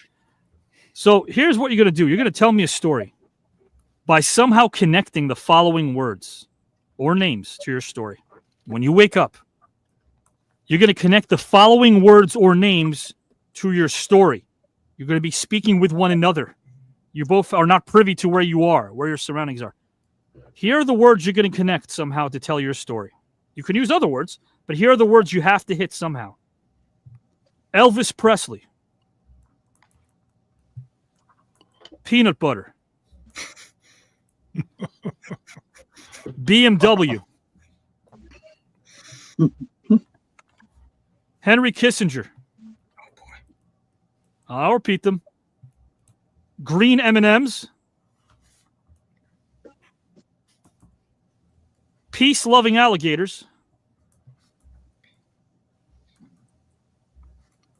And Popeye the algebra teacher. So I'll repeat these again. You're going to have to interweave these into this story. Will creativity reign supreme? Will we make sense out of this nonsense? That's the goal. Got to make sense. In this world, you can't make sense out of nonsense, but Phil and Howard are going to try. Here are the words. Elvis Presley, and the names. Elvis Presley, BMW, peanut butter, Henry Kissinger, green M&Ms, peace-loving alligators, and Popeye the algebra teacher. Do we got it all? Phil and Howard? Yep, got him.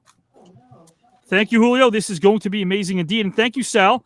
There they are, right there. Elvis, peanut butter, BMW, Henry Kissinger, green M&Ms, peace-loving alligators, and Popeye the algebra teacher. Here we go. Mr. Rougeau or at the panel, any questions you guys have before we kick it off?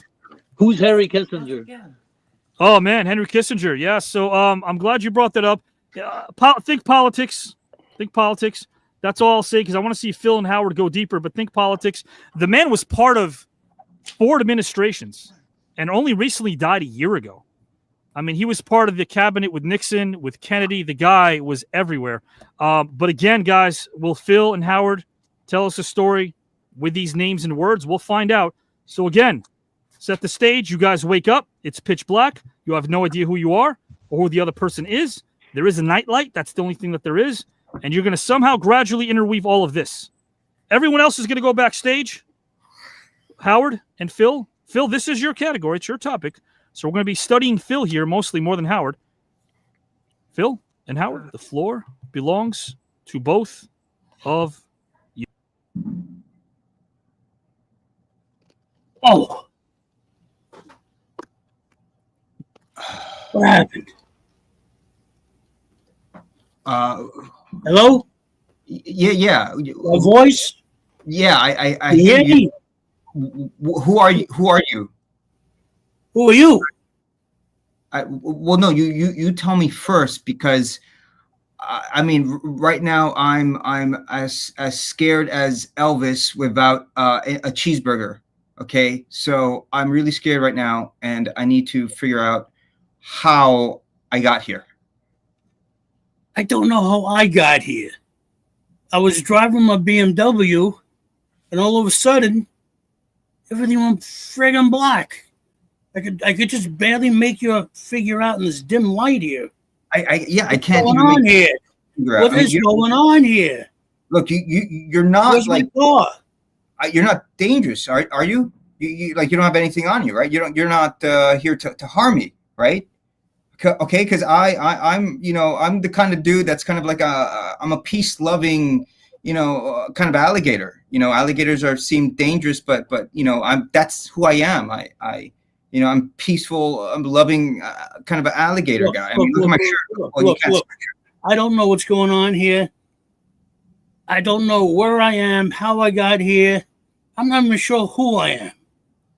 You think I'm dangerous? How do I know you're not dangerous? I think we need to do a little diplomatic discussion here. Like, let's get Henry Kissinger in here to work out some sort of detente or something, because I'm starting to lose control here. I don't know what's going on. I don't know. Do you get it? Can you dig it? Yo. Look, I don't know either. The last thing I remember is that I was at CBS. I had a craving for like green M&Ms, and then somehow I ate one, and then I blacked out. And now I'm coming to. And I mean, were you at CBS? I mean, no, I wasn't at CVS. I'm not sure where I was. Was I at CVS? I don't know. I was thinking about getting a Reese's peanut butter cup. Maybe I was at CVS. Had that, talk about hankerings and cravings. I was thinking peanut butter, Reese's. And here I am. And here you are. What the hell's going on here? No, I don't know. I can't take this. I can't take this. Dude, you better chill out. I'm starting to freak out here. I can't see much, all right, and it seems like it's really just tight here, so I'm not breathing well, all right. I mean, God, this is as complex as Popeye the algebra teacher. I mean, if he were to teach algebra, I mean, what would a sailor with a weird super cheek and a pipe out of his mouth be teaching algebra? So that's what I'm saying. This is really complex right now, and I can't understand why. You're not kidding. Complex. Is this a nightmare? Am I having a nightmare? Did I eat bad Chinese food or something? Am I really here? Are you really here? When I think of a nightmare, What's your name? like maybe a first date with Henry Kissinger or something. I mean, it'd probably be like possibly boring. I don't know, but that's kind of a nightmare to me. 20 seconds. Look, you got to trust me. I'm not going to hurt anybody. If you don't try to hurt me, I won't kill you. We need to get together. Why are you even saying that in the first place? Why are you saying? I want to put your mind at ease. Don't be paranoid. Don't be paranoid. Well, I'm sorry. We Let's woke up in a let's dark get some room. tunes going. Put on some Elvis. We'll listen to some tunes. Let's get together. Let's figure out. Calm down. Chill. Let's figure out what's going on, and maybe we put our heads together. We get out of here. What do you say? All right? Yeah, I'm really full. I'm really hungry. I mean, like, what's? And scene. That was Phil Justin. Let's bring everybody in here. We're going to bring in Mr. Jacques Rougeau, Mr. David Tank Abbott. We're going to bring in Mr. Paul Mokeski to the screen right now. And dare I ask Mr. Phil's partner, Mr. David Tank Abbott, do you want to give this a whirl? Come on, brother. Save us, brother. I'm still trying to figure out what I was watching. Yes. I consider that a Kick success. the door in, brother. Kick the door and get us out of here. Mr. Abbott, what say you, my friend? Well, wow. I don't know. What is on the order board here? What's going on? Well, it would be the same scene. So essentially, you're waking up. You have no idea where you are, who you are. You have no idea who the person next to you is either. And then to make things more challenging, there are some key words that I've thrown in here that you have to interweave into your conversation. So those are the key words that you were listening to. The challenge is how to interweave them organically into the conversation. So do you want to give it a stab, my friend? Wow. Your call completely. It's optional. Totally optional. If it's optional, I'll let it slide. I'm going to ask Mr. Jacques Rougeau or Paul Mokeski to see if they want to get some points and jump in here. It's their call. I'd like to jump in with Paul together. I think let's do it. We could have some fun with this. I think. Okay, Jacques and Paul. Do you guys have the words? Do you need some time to look at the words, or do you have them? No. I think I've seen enough of these two that just went by. I think I don't think we could do worse. Scared me off. I don't think we could do worse. Come on, date. Come on, guys and gals and pals. This is the time of night where we enter into the surreal and the weird and the funny and the strange all at once. Here we go on another strange trip. Starring Jacques Rougeau and Paul Mokeski. I'm going to put us all backstage. Yes. I'm gonna start this, Paul, if you don't mind. So here we go. Mr. Abbott, Mr. Justin going backstage, Mr. Collado, good stuff. Guys, at a 3 and a 2 and a U. Jesus Christ, what happened? Holy mackerel.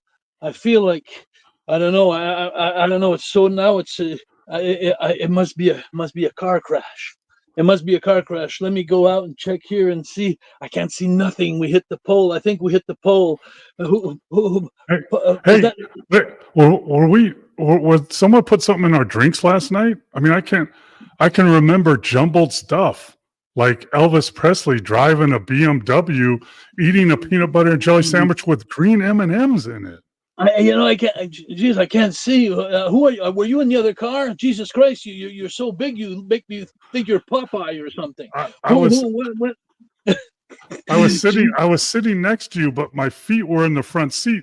But it looked to me like we hit a peace-loving alligator that was in the street. It could be because we hit something for sure, because I feel like I have Andre the Giant beside me here, but you know what?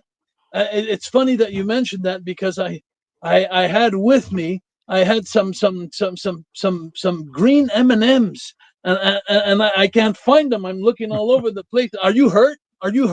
No, I'm not hurt, but I know one thing I remember. One thing I remember that we have to do, we got to get going, because we have a meeting with Henry Kissinger and Popeye the algebra teacher, and we got to get there as soon as we can. But do you have a phone? Can we call 911 or something? Because I don't think I'm able to walk right now, Audrey. I'll carry you. I'll carry you. It's okay. Get on my back. That sounds great. Just listen. Weren't we supposed to go and see Elvis? No, we saw him at a concert last night, but I thought he was dead. But I swear he was there. I hit my head so bad. I think I'm going to pull out of this. Let me call 911 and see if we could see something because it's so dark in here. But anyway, you're okay. I'm glad to see you're okay. I could feel your muscles, Popeye. So I'm happy that you're still in one piece. Me too, partner. And scene. Now that was smooth. There we go, guys. There we go. That was the dreaded improvisational topic. Enter Joan Risk with that topic. Oh, man. Jacques Rougeau and Paul Mokeski, Phil Justin, Howard Collado, Mr. David Tank Abbott killing it with philosophy. You never know what you're going to get here. Now, our judges are on screen. Howard Collado, take it away. You have the unenviable task of trying to figure this thing out, even though you were in the scene. Actually, no, you're not going to vote. You're in the scene. So, Giselle, the vote is all yours. Oh, this one's a no-brainer for me. It is going to Monsieur Rougeau and Mr. Mokeski for being brave, jumping right in, being connected with each other, and working together to tell this story. They hit every single word. They didn't need that repeated, and they had a blast doing it. So much fun watching you. You get my vote for this topic. Appreciate that. Thank you guys for enjoying this stuff. Give it up to everyone on screen over here. Again, Mr. Jacques Rougeau, Paul Mokeski, David Tank Abbott, Giselle, Howard Collado, and Phil Justin. Let us know. A lot of laughs here. Let us know who you're voting for. Again, no wrong answer here. And then our final topic belongs to Mr. Mokeski, and then we will find out who won the team challenge tonight. It's that simple. We're down to our last one. So, Random Files, thank you for enjoying the show. New viewer, appreciate that. You're voting for Tony. I don't think we have a Tony here. But, that's my nickname. They call me Tony around here. In Las Vegas, they call me Tony. Come on. That's what it is. Hey, we got Paul and Jacques. Okay. There we go. Phil, you were good, says Willie Wilson. Connie votes Phil. Okay, that's for the team of Tank Abbott and Phil Justin. Let's get some more votes here, guys and gals and pals watching us. Yeah, if any of you are thinking of becoming screenwriters, it's got its perks, believe me. You just saw it right now. Josh says, hey, Tony, what's up? Let's give Tony a solo late over here. Hey, Tony. Hey, what's the matter for you? You ask and he shall receive. We have Hello King, another new viewer. Nice to see you, King. All right, guys, again, we got to get some votes in here. Sal, Howard, and Phil. Okay, gotcha. Josh voting for Mr. Tank Abbott. Thank you, Josh Turner. Appreciate your vote as well. All right, the Random Files votes for Mr. Tank and Phil. Julio, I'm in tears for Paul and Jacques. That's my vote, voting for Paul and Jacques. And I think that's it. We're going to count that. We're going to call that, actually. Guys, our final topic is upon us. Mr. Paul Mokeski will be on screen. On screen with him will be Mr. Abbott and Mr. Justin while he delves into his final topic, retirement. This is about retirement, so I'll read this out loud. Of course, you'll have plenty of time to take some notes behind the scenes. Here is the topic of retirement, and this, again, is for Mr. Paul Mokeski. Paul, if your retirement, if it read like a novel, what would you title it? If your retirement was made into a film, who would you cast to narrate this film? And finally, if your retirement could have sang a song attached to it, which song would it be and why? I'll repeat this again because Mr. Abbott can jump in when Mr. Mokeski's done. Mr. Rougeau could jump in. Phil as well. If your retirement read like a novel, what would you title that novel and why? If your retirement was made into a film, who would you cast to narrate this film? And finally, if your retirement could have a song attached to it, which song would it be and why? I'm going to put Mr. Abbott, Mr. Mokeski, Mr. Rougeau, Mr. Justin backstage. And then I will keep Giselle and Howard on screen over here. I will also put the topic for everybody on screen in this ticker. So I'm going to go backstage and do that. Howard and Giselle, floor is yours. Oh, my gosh. peace-loving alligators. Do you think they eat peanut butter and green M&Ms? I think they do. I love how Paul interweaved. I wrote this down. He interweaved Elvis Presley, peanut butter, and green M&Ms all in one line. Right? He did that bad. I was like, yeah. "Go, Mr. Mokeski!" It's just amazing to me. And just what did you think of the visual at the end of Paul Mokeski carrying Jacques Rougeau? I would love to see that. That'd be an amazing image right there. Oh yeah, He could probably do it. I think so. He's 7 feet. I know Jacques got a lot of muscle and skill there from wrestling, but Mokeski also basketball player, both athletes. I bet they could figure out how to carry each other if they had to. I'm sure. Just great chemistry. Like they just had like immediate great chemistry. I'm a little jealous, I'll be honest. But no, it was just fun to watch them just storytell. It really was. I have been loving watching Paul Mokeski in both of these tournaments. We've learned so much from him and about him. He has truly become the epitome of this show and why we do what we do. We always say we don't put people in boxes, and he has broken through every line, every perimeter, every angle that you can in any box anybody even thinks about putting him in. You're 100% right. One of the amazing things I love when we're on here live is, yes, we know their moniker and we'll get, we'll see their career, but then they break that box, and he's a storyteller, he's a writer, and all these guys, Jacques and Tank, it's just amazing to watch that. No, I think we're all of these things, but the last people to know about it is us, right? Yeah. All of these things, and I think that's cool. Madeline, nice to see you. Thank you. A lot of new viewers tonight. Guys, what I do want to give is, again, Mr. Abbott, Mr. Rougeau, Mr. Phil Justin, Mr. Mokeski, a little bit of time just to kind of organize their thoughts for this final topic. So in the meantime, guys and gals, our 250th episode, we're all going to be on location for this. It's been a year since we all got together. We're going to do that. The Green Room hosts next Saturday, but in 2 weeks, the big one, the TKN Celebrity Tournament. Mr. Abbott's in round 3. Jacques Rougeau's in round 3. Paul Mokeski's in round 3. Giselle's in round 3. Mr. Justin, Mr. Howard Collado, your night awaits. But guys, the final lap of round number 2. Look at this matchup we have in a couple of weeks as we return on Saturday nights back to the TKN Celebrity Tournament round number 2.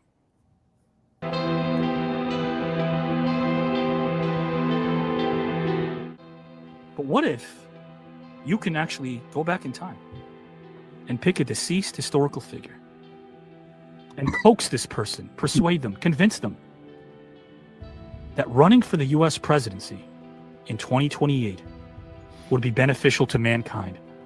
Who would you pick and why? The caveat, there's a caveat, is this person cannot be a political figure. So with that being said, the floor belongs to Mr. Saberhagen. Whenever you are ready, good sir. I would choose Jackie Robinson. Jackie wasn't just a baseball player, he was a trailblazer. He stepped onto the field every single day, knowing he would face hostility, threats, pressures most of us that we could never comprehend. In today's world, we need to have that kind of leadership.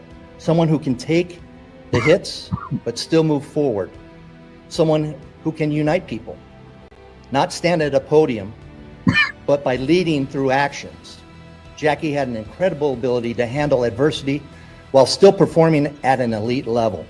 As a leader, Jackie wouldn't just bring people together, he'd show them that it's possible to move past the things that divide us and build something better.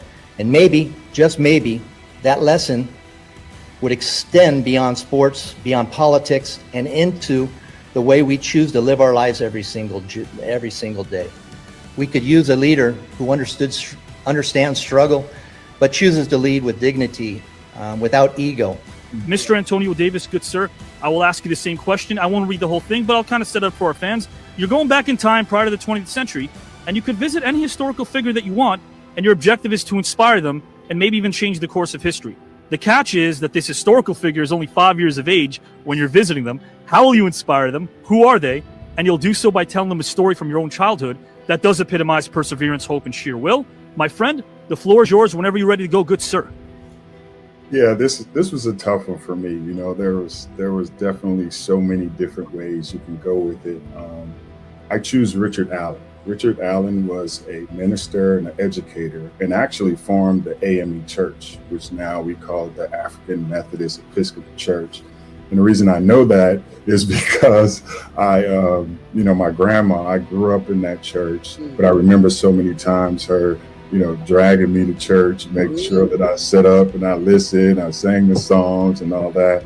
So I chose him, for the reason of the AME Church as I see it today has kind of been stifled and kind of not grown in the way that it has.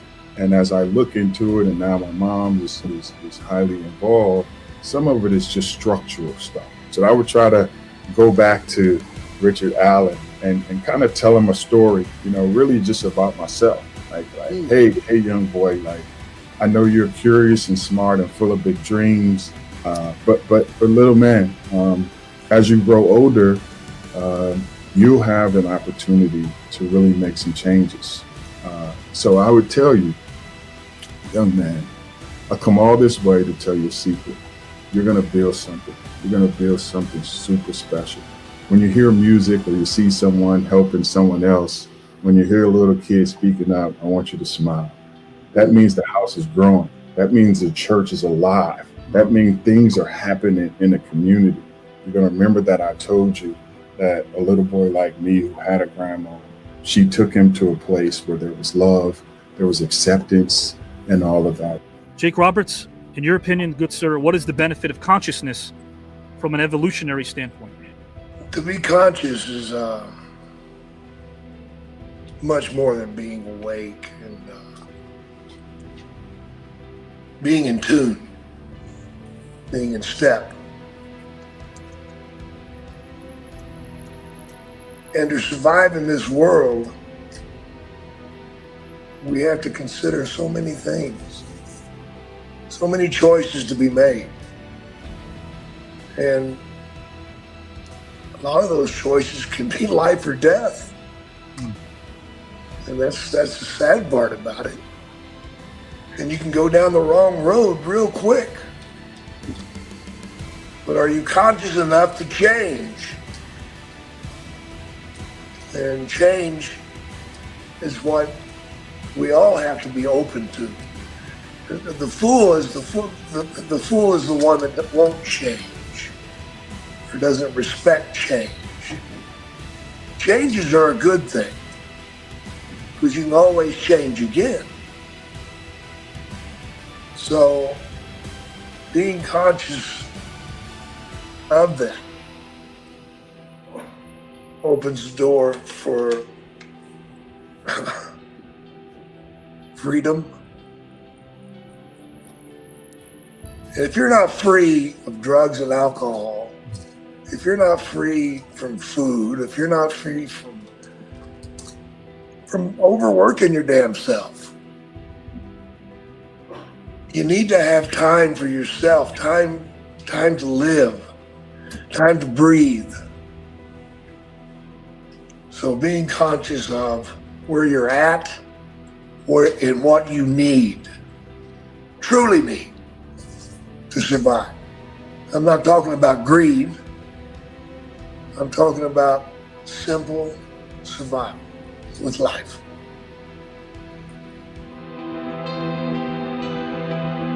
Well, guys and gals and pals, there you have it.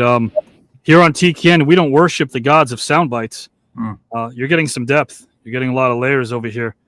This is humanity done right, and it is a sport of the mind. And I don't mind reminding all of you that all of you are the ones that decide and determine the outcome of every single match that we have.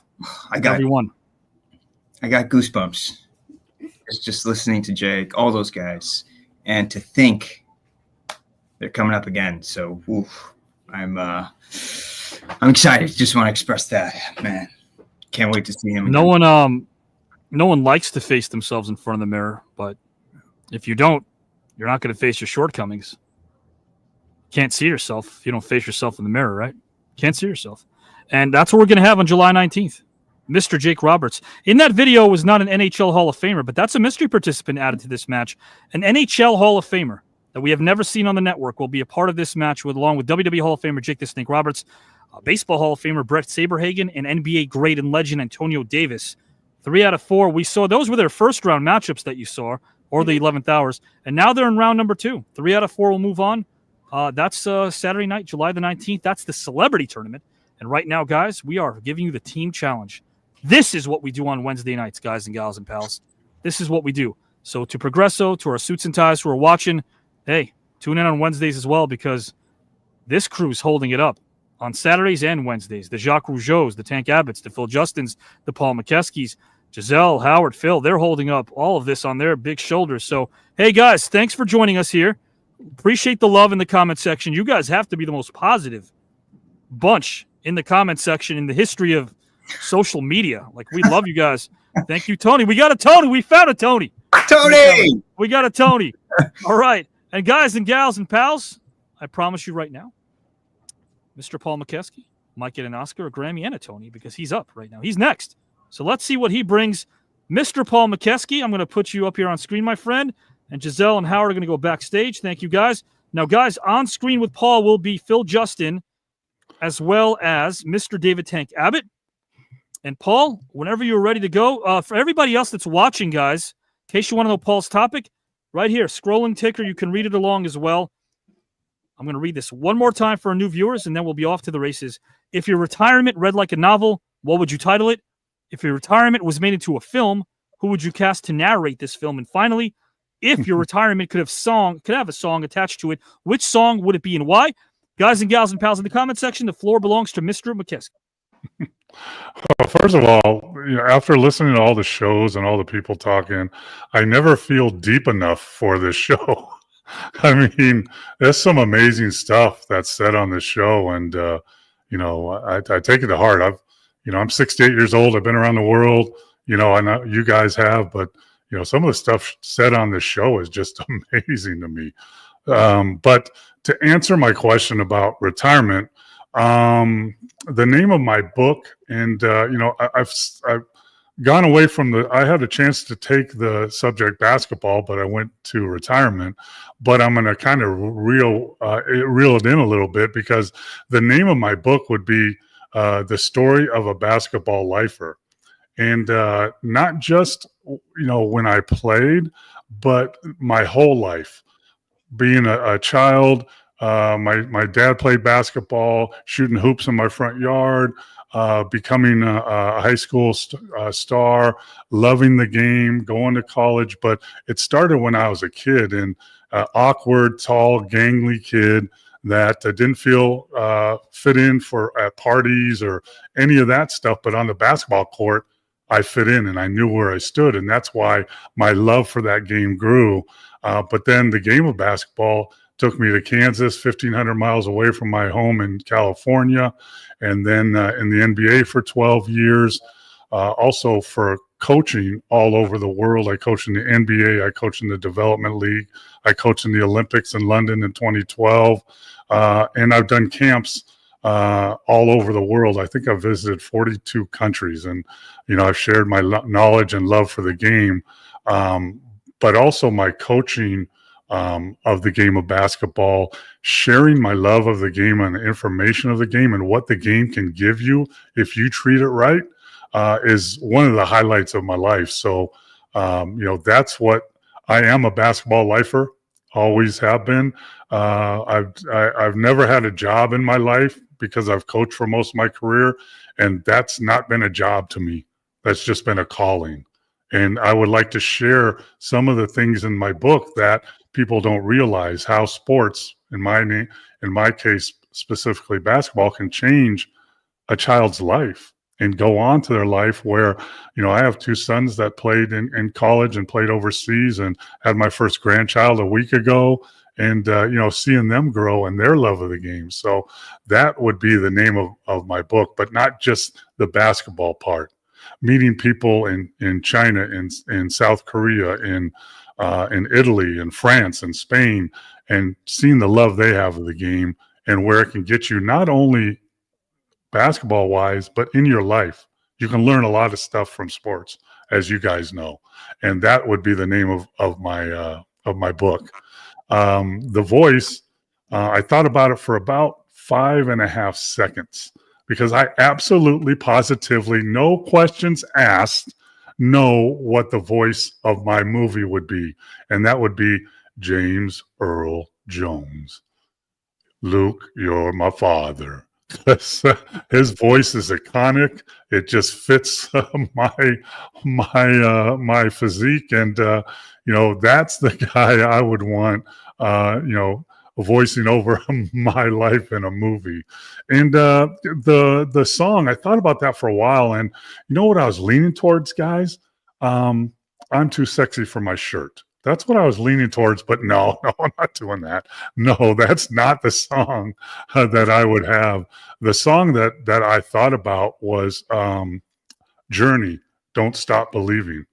And that's kind of, I was, a kid growing up, and, people thought I'd be okay, and I made it to Kansas. Nobody thought I'd play in the NBA, and I played for 12 years, and no one thought I'd coach, and I coached for 23 years, and no one thought I'd coach in the NBA, and I actually coached in the NBA for 7 years. So Don't Stop Believing is a song that applies to basketball, but life in general. So everybody, has negative things to say about people, or, you can't do this. Don't try that. That's stupid. That's just stupid. Don't do that. And my advice would be, don't listen to those people. And sadly enough, a lot of people in our world have that voice inside their head. They're saying, oh, that's stupid. I can't do that. That doesn't make sense. And I would urge those people to not listen to those voices, whether they're inner voices or outer voices, and never stop believing. Everyone on this panel has done something that they have a passion for, and that goes a long way. And when you're at, in the fourth quarter of your life, like I am at 68 years old, and you look back on your whole life and what you've done and what you've been through, that passion will show. And that's when you'll say, wow, I know, David, you sit out and watch the mountains, and Phil, I know you probably do something similar. I go out to my backyard and I sit in my hot tub at 10 o'clock at night and see the stars and just think about what my life has been. And retirement doesn't mean life is over. I have a grandchild now. I have a podcast. I'm writing a screenplay. Not all that, but the thought of being able to look back and I did something I was passionate about for all my life. And that's why that Journey, Don't Stop Believing song pops up. That's really awesome. And, you also picked, now wait a minute, this all makes sense. About 2 shows ago, you brought up how, Darth Vader was someone that you kind of, and James Earl Jones. So there's that connection, right, Paul? I always wanted, I looked around when I was young. I looked around for a Darth Vader outfit that would fit a 7-footer. I couldn't find one for Halloween. And I wonder why. That crushed me. Man, oh man. I like that though. And I also like the song that you selected. Now, guys and gals and pals, you can play along as well in the comment section. Paul, you're going to have to surrender the nickname Tony, if you don't mind. We got a Tony in the comment section. Is that the real Tony though? Is it really? Real Tony. That's real Tony. Guys and gals, and this is the real Paul Mokeski. And right now, guys and gals, things get real because I'm going to ask Mr. Paul Mokeski's partner in crime tonight, Mr. Jacques Rougeau, if he wants to jump in and tackle this topic as well, retirement. I definitely do. I want to say, Paul, you amaze me so much. You I'm so proud to be your partner tonight. It's amazing. I love all you guys, Phil and Tank, but Paul, you're just an amazing person, and we have so much compatibility together. I have so much things I want to say. You bring out. Hey, first, just so you know, meeting you guys is special. And as a teammate, I would carry you on my back for miles if I had to. I don't know. I kind of quit my diet there, but anyway. Oh, no. But anyway, all this to say, I'm going to break down some things that you said. I'm going to break down the word retirement because I look at it in a different perspective. Retirement for me is such something that touched me so much in life. To be honest with you, I've had a couple of retirement matches in wrestling. And, a lot of people brought it up back to me when I had my last retirement match. They said, Jacques, this is your third one. Like, you know, and I'm saying, but I want to explain something about retirement. Retirement is not the accomplishments of something you've done in your life. Sometimes it could be moments in your life that are hard, dark tunnels, things, people you don't like anymore around your business. Your boss has pissed you off so bad, your business disappointed you so much that you feel like the only way that you could turn your back to that and make a new life is like, I'm retiring from wrestling. I had enough of wrestling. And I had that when I confronted Vince McMahon, when I didn't see eye to eye with him anymore. And it was like, for me, it was like, I hated wrestling so bad. I hated everything about it. I'm going to retire. And so I retired. And then about a year went by. And then I've been around wrestling since I was 4 years old. And then it starts growing back into me. So I decided, I said, well, I'm going to start my own school, just to start my own school and just to give back, to have fun with my passion in life. And then finally, well, I'm organizing wrestling matches now. I'm having wrestling matches. And next thing you know, I was like, well, maybe I could just jump in there, you know, and interfere in a match or something, you know, and next thing you know, I'm the main event of the card, and there I am back in wrestling again. So I'm going into wrestling now, and I'm going through another phase of my life where things are going good. And finally, financially, things went wrong for me. It was hard. I had a few flops, a few organizations that I did, a few wrestling shows that I thought I knew what I was doing in promotion, but being a wrestler and being a promoter is two ball games. It's two different ball games. And so I made some mistakes. And I got so much caught up in my finances and everything. I said, okay, I'm going to use the retirement match to refinance my losses. And if I announce I'm going to have a retirement match, I'm going to draw a lot of people, and they're going to come and see me for the last time. So I used the retirement word in a wrong way. And I retired with my three sons. I got my three sons in the ring. They were wrestlers because we're 4 generations of wrestlers. And so I said, my last thing I'm going to do is like my dad did. Because my dad, when he retired, he wrestled with Arma, Raymond, and myself, his 3 sons. And I have 3 sons. So I said, I'm going to repeat the same thing and retire. So we made a big show. I got into my money, and then I retired for the second time. And then next thing you know, I'm sitting at home turning my thumbs. And here comes my passion again to come in and say, what are you doing? You have this thing. So I start giving conferences at schools. I start doing stand-up shows. Now I do stand-up shows about what? My wrestling career. and all the things that the backstage fights and the things that people don't know. So I'm living again. I'm back into wrestling, but on a stage now instead of in a ring. So to answer all these questions about retirement, because it touches me in such a special way. I think the song, I'm going to go, I don't know if I'm going in the right order, but the song for me was like by Daft Punk. It was One More Time. that was my song for retirement. I thought it would be appropriate with me. And then if I had a movie that I'd make or something to choose, I would have to say, and I'm sure you all seen this movie, but I watched it over and over again. It's The Edge of Tomorrow with Emily Blunt and Tom Cruise, when he keeps dying and he keeps going back into the army there to fight these creatures, you know, and he repeats the day repeats itself all the time. So I would say Edge of Tomorrow would be the movie, because I'm always coming back from retirement. There's no retirement in my life. I think I'll never retire. And I think I'm probably going to have a cascade match when I die. But anyway, I'll have to say that because wrestling is part of my life. And then I would have to say, because we all have fans and we're all groupies in life. You know, even us celebrities, sometimes people look at us like, oh man, they're celebrities, but they don't know that we are the same thing as them. And I'm groupie of a lot of people. And one person that I'm groupie of, and I mean I'm groupie of a lot of people, but I'm groupie of Morgan Freeman. When I hear his voice, I just melt. I hear that man, he just brings a level of savoir-faire, of something like knowledge, of maturity, and so I would love for him to narrate my retirement adventure. But I'll have to say that I appreciate it so much, Paul, everything you said. The conferences I still do in schools today, and it's the same thing. It's live your passion.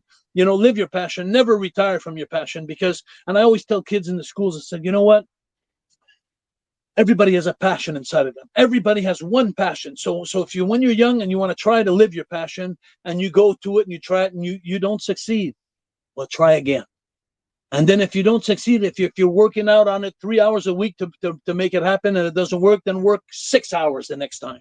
And do it again the second year and do it again the third year. And even if it takes 3 years to accomplish your passion, do it. Because if you go in life and you punch your working card from 9 in the morning till 5 at night and you don't like what you're doing in life, life is going to be long. But if you live your passion, I wrestled for 43 years. And if people ask me sometimes, Jacques, how long did you wrestle? I always say, I must have wrestled 10, 12 years for sure. But it was 43 years that just went by like that. And I'm still living my passion. So you don't count the days. You never go to work when you're working your passion. That's beautiful, man. And before I read some of the comments over here, I want to also let everyone know this, because somebody asked this question. Yeah, I love the fact that when you guys are able to all talk about why retirement is not the end of the journey, that's important for me to know, because don't let the gray beard here fool you. I got many more years, many years ahead of me. So when I'm hearing what you guys are up to in life, it gives me motivation, because man, oh man, I'm not going to get into this right now. It's not about me, but there are times where I breathe heavy. There are times where I breathe, I work 20 hours a day doing this and my bread and butter. And it's, there are times in the journey where you feel like you just can't make it, not so much tonight. You don't know how you're going to make it the next day. You go, how am I going to do this tomorrow? And then all of a sudden I have the benefit of listening to you guys. I mean that. I could replay an episode here like we are right now. I could replay listening to you guys talking about your struggles and how you overcame things. It gets me going. It gets my juices flowing. And you guys are able to do that with our audience, because I love what they have to say. They have quotes. Julio, better to have a short life full of what you like doing than a long life spent in a miserable way. Alan Watts, great quote over there. Anthony Moreno, the war never ends. It only changes form. Classy says, so much depth and storytelling tonight. Great job, guys. Absolutely. More. Eagle John, retirement. Mine would be narrated by Marcel Marceau, because I'll never be able to. And the song will be Huey Lewis's If This Is It. There you go. Love that, Eagle John. The Eagle has landed. He's with us tonight. So, with that being said, I'm going to ask Mr. Tank Abbott or Mr. Phil Justin if they want to handle retirement, this final topic, if they want to delve into it. Mr. Abbott? Sure, I'll answer the question. Sure. Whenever you're ready, the floor is yours, good sir. What was the question exactly? So yeah, this is so here's the thing. If you had to essentially, guys and gals who are watching us also, I'm going to read this again. The topic is retirement. And I want to be able to get this right. If your retirement read like a novel, what would you title the novel? If your retirement was made into a movie, who would you cast to narrate this movie? And finally, if your retirement could have a song attached to it, which song would it be and why? Sure. Okay. See here.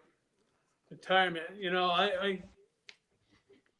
I'm right around that age about retirement and contemplating the what ifs and all that kind of stuff. And I just don't think that I could be retired. I mean, maybe on paper, but my mind's always going 1,000 miles an hour. And, you got to live your passion and you don't just retire from that. You just got to keep on doing what you do, left foot in front of the right.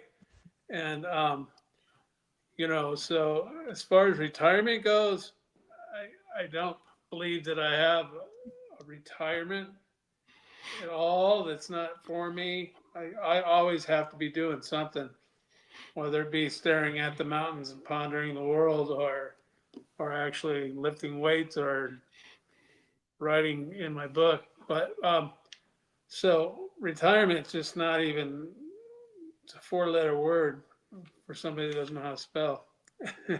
Anyways, so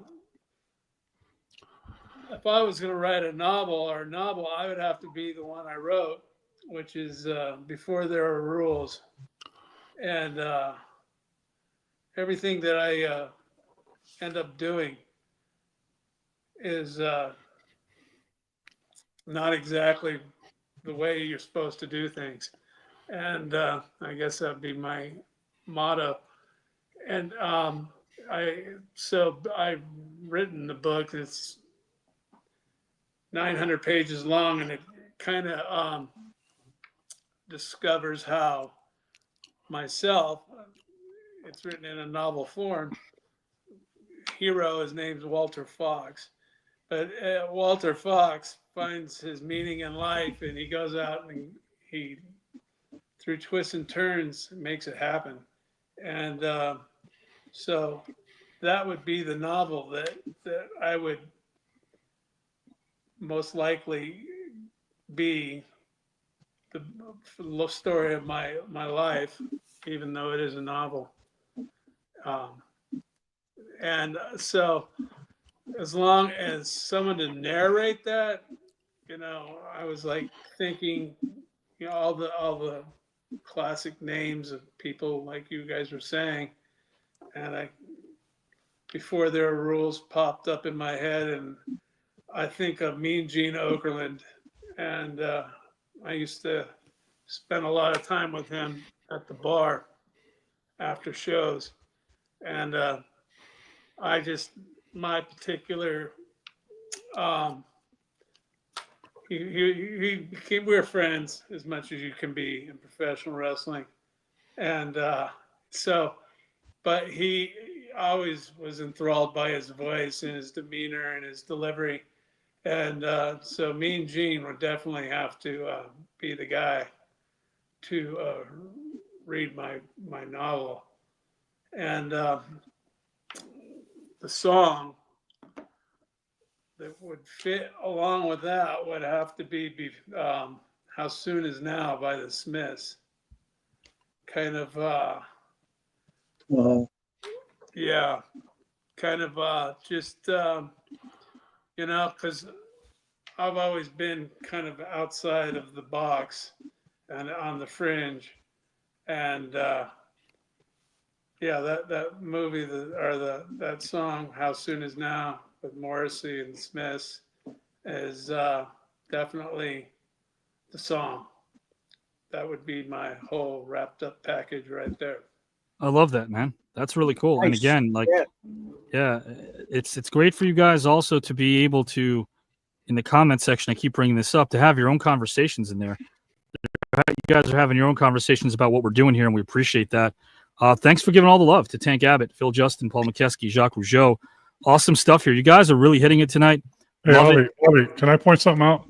Is it this comment? Is it Eagle John saying that his life usually has him by the cojones? No. Okay.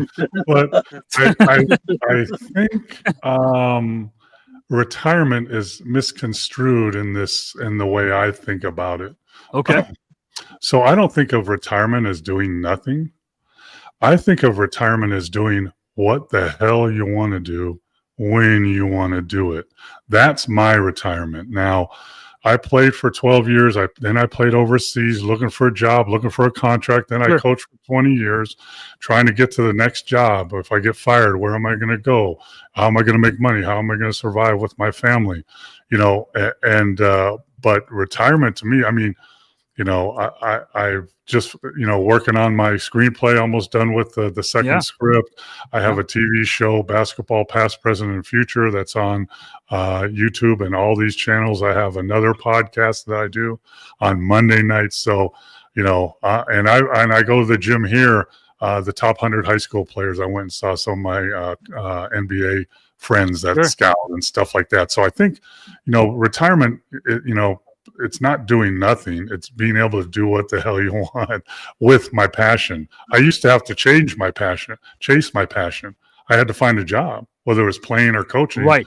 Now I can do what I want with my passion. And I like that you said that, because doing is the key word. If we don't do, we're not retired, we're dead.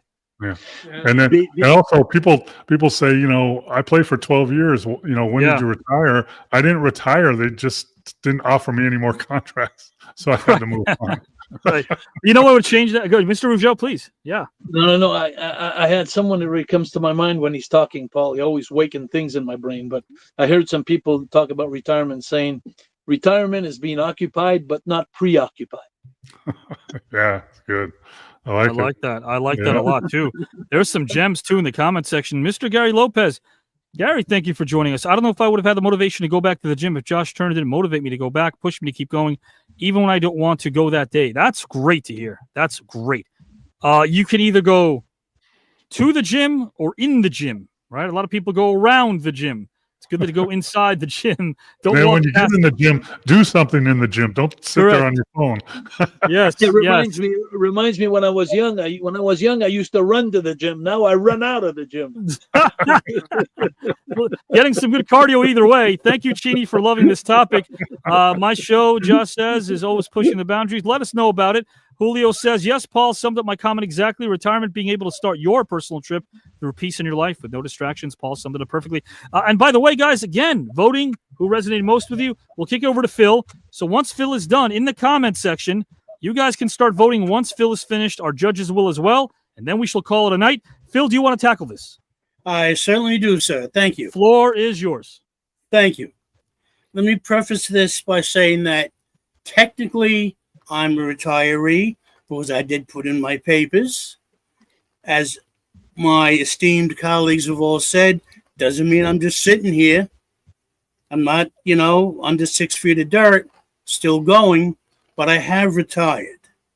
I've worked pretty much since I was 14 years old at jobs.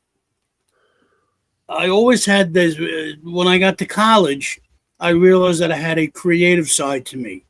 I wound up getting involved in the theater and found that to be my calling, my passion. So everything I did henceforth when I got out of college was to hopefully continue doing this.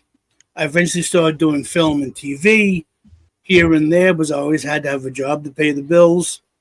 Now, my retirement movie would be called I Didn't See That Coming. As I said, been working all my life, hopefully to wind up here. I had a job working for New York City, a very good job, I don't mind saying. And my father, being a very good businessman, finance person, advised me, get in the city's pension system, do this, do that. I got in the pension. I invested in the city's 457 plan, which is a deferred comp plan. I was sitting pretty. Everything was going beautiful. And then there was a shift in the political leadership I live in the Bronx. The Bronx went through a political shift in leadership. I was not very well liked by the new county leader. So guess what happened?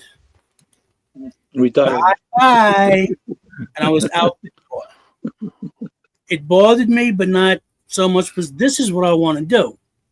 What bothered me was that it cut into my pension and my Social Security drastically because I hadn't reached retirement age yet. So I did a few more jobs just to keep things going. Age came, I filed my papers and technically retired, which gives me more time to do what the hell I want, which is where I'm sitting right here. Get on my ball anytime I want, go out fishing, whatever I want to do. It did bother me, I'll repeat, that this political assassination drastically cut my benefits. But in my heart, all that mattered was doing this. So my retirement book is called I Didn't See That Coming. Should it be made into a film, for the narrator, I'm going to go so far out the box, I hope you guys are sitting down. I'm going to go Michael K. If you don't know who Michael K is, you're not from New York. From the Yes Network? Yes, indeed. Mr. Avi Klein, he knows his stuff. Michael K is the play-by-play announcer for the New York Yankees. I'm a big Yankees fan. And why I picked him was because I do want to go outside the box, and he has a wonderful voice. He's witty, humorous, astute. He follows every little action. that goes on in front of him on the field. And my life leading up to my retirement had its ups and downs. It had its moments. It had its quirks, its pitfalls. And I think Michael Kay could capture that transition. Up, down, inside out, over, under, sideways, down. That's why I picked him. The song will be Old Man by Neil Young. From Canada, by the way, Mr. Rougeau. I do love Neil Young. Now, the song Old Man, not just because I'm old, but because it's about an old man who sees a younger man, 24 and so much more, and sees himself when he was that age. And in my interpretation of the song, he tries to impart into that young man some wisdom, how to go through life, how to achieve what you want, not to be distracted. So, Old Man by Mr. Neil Young would be my song. Thank you. I appreciate you, my friend, Mr. Young at Heart. Philosophical Phil just gave us his take on this topic. I love it too. Mr. Jacques Rougeau, Mr. David Tank Abbott, Phil Justin, Paul Mokeski. Guys and gals, in the comment section, please vote. Let us know. Eagle John, thank you for joining us tonight. As I mentioned before, thank you, my friend. Jacques Rougeau, he's my hero, only second to Geddy Lee. He's talking about Rush. What a great band Rush is. My favorite band. Yeah, there we go. Jake Prince, nice to see you as well. Thank you guys for coming in. Josh Turner, sure, your podcast. You said it's Paranormal Roundtable. Anybody want to check it out? Feel free. Thank you, Josh. Anytime you guys want to let us know what you got here, we will be happy to promote that for you. Why not? All right, guys, let's bring in Mr. Howard Collado first. Howard, we're going to try to zip right through this thing. It's our final topic. Let us know who you vote for and why. Good sir. Yeah, if you can see my face, man, holy cow. You guys all gave just so much of your heart, soul, and mind. So first of all, thank you to all 5 of you, all you guys, you as well, Avi. So I'm going to try and cut right to it. What really just made me just think was, David, the title of your book, which is, I have it here, rules were made to, before there are rules. And there was something about that made me think, before life starts, having that mindset of why even follow it, and starting perhaps any endeavor from that perspective. Yes, you have to adhere to some rules, but maybe put them aside and see what happens, see what adventure emerges when you're not always following those rules. And the fact that you led a life of, kind of going left instead of right, that was beautiful to me. That really spoke to me. It's something I wish I could embody a bit more. So I think, yeah, you get my vote, David. But all 3 of you guys, just thank you. Is that because you want to make up for the fact that you tried to debate David Abbott about the UFC 2 weeks ago?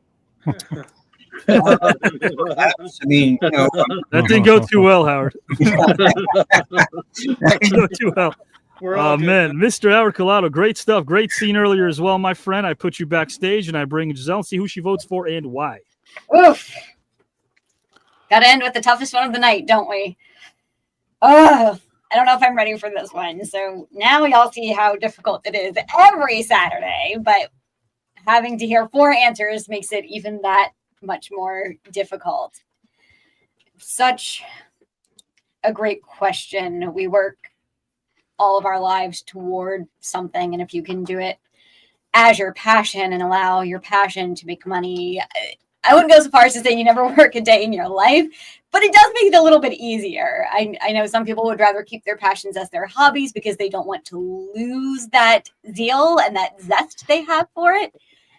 But overall, finding something you enjoy doing and can do for the rest of your life is pretty amazing. And those lucky enough to do it, kudos, like, great job. Keep working at it and let us all know the secret to how you did it. But it's why I am still here being a storyteller. And I think all of us in these entertainment fields, we don't ever really retire. We move on from project to project and passion to passion. And how does it fit into my life? And what does it do? It's led a lot of us here, and that's great. the hard part. I know, I hate this part.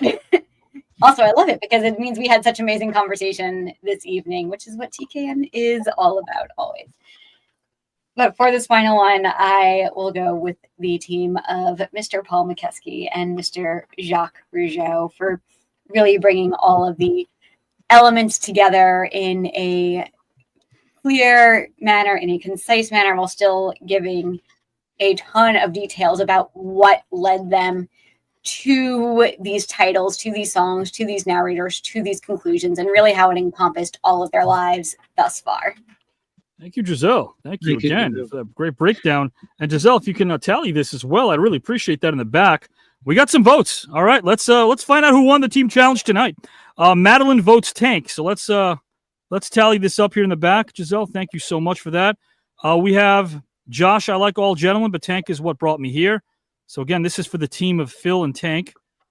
Sal votes Philosophical Phil. Philosophical Phil. There we go. Put that on a T-shirt. We got something new on a T-shirt here. Paranormal Roundtable votes Tank, and King Dibbles votes Tank as well. That's 2 straight. Make it 3 because Gary votes Tank. And then Gus Galaxy votes for Jacques Rougeau. Thank you, Mr. Gus. Appreciate you as well. We won't count all of these, but we'll try to count as much as we can. Allison votes David. Okay. Appreciate that. No problem for the shout out. You guys can let me know what you have coming down. What about pike. Tony? Did Tony get any votes? Tony's not doing. Tony's a little harsh tonight. Anthony Moreno votes Tank, and then Julio Negron says my brain is on such a high right now, but I loved every note that Paul spoke on it and resonates so much. He's got my vote. Julio votes Paul Mokeski. Of course, that's Team Paul and Team Jacques. Thank you for the kind words, Allison. Appreciate that. The Random Files votes Tank. Guys, we're going to start counting this thing down and find out who won the team challenge tonight. Again, not an elimination regardless. You'll go into the standings. 10, 9, 8, 7, 6, 5, 4, 3, 2, 1. Some extra points in the standings will go to Mr. David Tank Abbott and Phil Justin, who won. And when they're together, they've not lost. When they are together as a team, Phil and Tank have not lost one singular match in this team challenge. Anything you want to say, Phil, David? Please, floor is yours, guys. Good stuff. Mr. Tank Abbott, I am so proud to be your partner. You are awesome. We're going to kick some serious donkey. Let's go for it. Right on. Well, likewise with you, Phil, man. Everything's cool. It was a lot of fun tonight. It was yes, it was. Great happened with all of you guys. Absolutely. And Mr. Mokeski, Mr. Phil, Mr. Jacques, Mr. David, I have someone in the back I'm going to bring in right now. Someone I work with, guys. I want to bring him in for the first time here on TKN. So David, Paul, Jacques, hang out for just 2 more seconds if you can. Let me bring him in. He'll say hi, and we shall depart right after this. Mr. Mokeski. All right, guys and gals and pals, thank you again. We are about the 11th hour of this amazing evening. Guys, I got some rhymes for you to bring in this special guest, a very special person, no doubt about that. We're live here right now, 4.5 million strong. Guys, how does one rhyme about someone who inspires them every day? This special human being and I rock the house behind the scenes as we have no off switch. I've seen this man do it all. No errors, no mistakes, not even a minor Sega Genesis glitch. 2 out of the last 3 years, he's continued to enrich as he's coached his gymnastics team to 3 national championships. As no matter what he does, he always finds his niche. His heart is worth more than some Monopoly man bragging about being rich. He's a man that would do it all for his fam, mowing lawns, traveling, even digging a ditch. We've come a long way from doing our thing on the phone, giving people our sales pitch. So put your hands together for my brother from a different mother, Mr. Mitch. How are you this evening, Mitch? What's going on, Avi? How are you, buddy? I am doing great, my friend. I love giving you that intro because you know what? Every time we speak, I'm giving you that intro. You just don't hear it because I don't say it out loud. I hear it. I hear it. We practice it every day online. It's awesome. It is awesome. And I mean, tonight's show was something that was really, really special, considering we went away from the 3-on-3 most of the time. Right. Tonight was awesome because it was a team atmosphere and some real class acts that were on the show. And hey, you are, and your girl's a national champion, man. National championships. You're not going to brag about it, so I will. 2 out of 3 years, your gymnastics squad have become national champions. Yeah, we won our 2nd national championship of 3 years. We just won in Virginia Beach back in June. It was awesome. We took out over 40 teams nationwide, Canada. So I I love coaching gymnastics. My wife and I just love working with kids and making these kids build to be great gymnasts if they want that for future in college or if they just enjoy it for fun. And then obviously love working with you. I mean, we've made quite a team here. This TKN show is something really special. I appreciate that, man. And so are you. You're a huge part of that. Behind the scenes, guys, Mitch and myself. And I want to bring in Mr. Paul Mokeski, Mr. David Abbott, Mr. Jacques Rougeau. They're going to depart. But if you want to say anything to Mr. Rougeau, Mr. Abbott, and Mr. Mokeski, feel Rougeau, free, my what's friend. up, man? Actually, Avi, we just Rougeau and I just actually did a real nice event out in Canada together last month. It was quite a thing. Jacques was all over the TV screen, so it was pretty awesome. That was TNA, if I'm not mistaken. That was a TNA show off the Zone Network. And Jacques, you want to give a little detail on that? I just want to say I'm glad. First time I see your face, I'm glad to see who I was dealing with. But it was amazing. You're so professional, Mitch, and everything. And anybody who has a chance to work with a guy like you, it's a great experience. Oh yeah, Thank you you. were punctual. You were always keeping posted on everything. You were amazing to work with. Thank you, and great job on the show as always. I mean, you've done an amazing job with Avi and the team. Thank you so much. Thank you. Yeah, thank you. And hey, Tank, WrestleCade is when you and I first met for the first time, and you look fantastic now. Yeah, I was a little under the weather at that time, I guess. But moving forward, man, getting healthier every day. Yeah, I'm glad you've been able to be on the show so many times. I mean, you've been amazing on this show. And I mean, you're just helping build this TKN network and this virtual show. And tonight was 100%. Especially an awesome thing as the team atmosphere. Oh, absolutely. It was a lot of fun.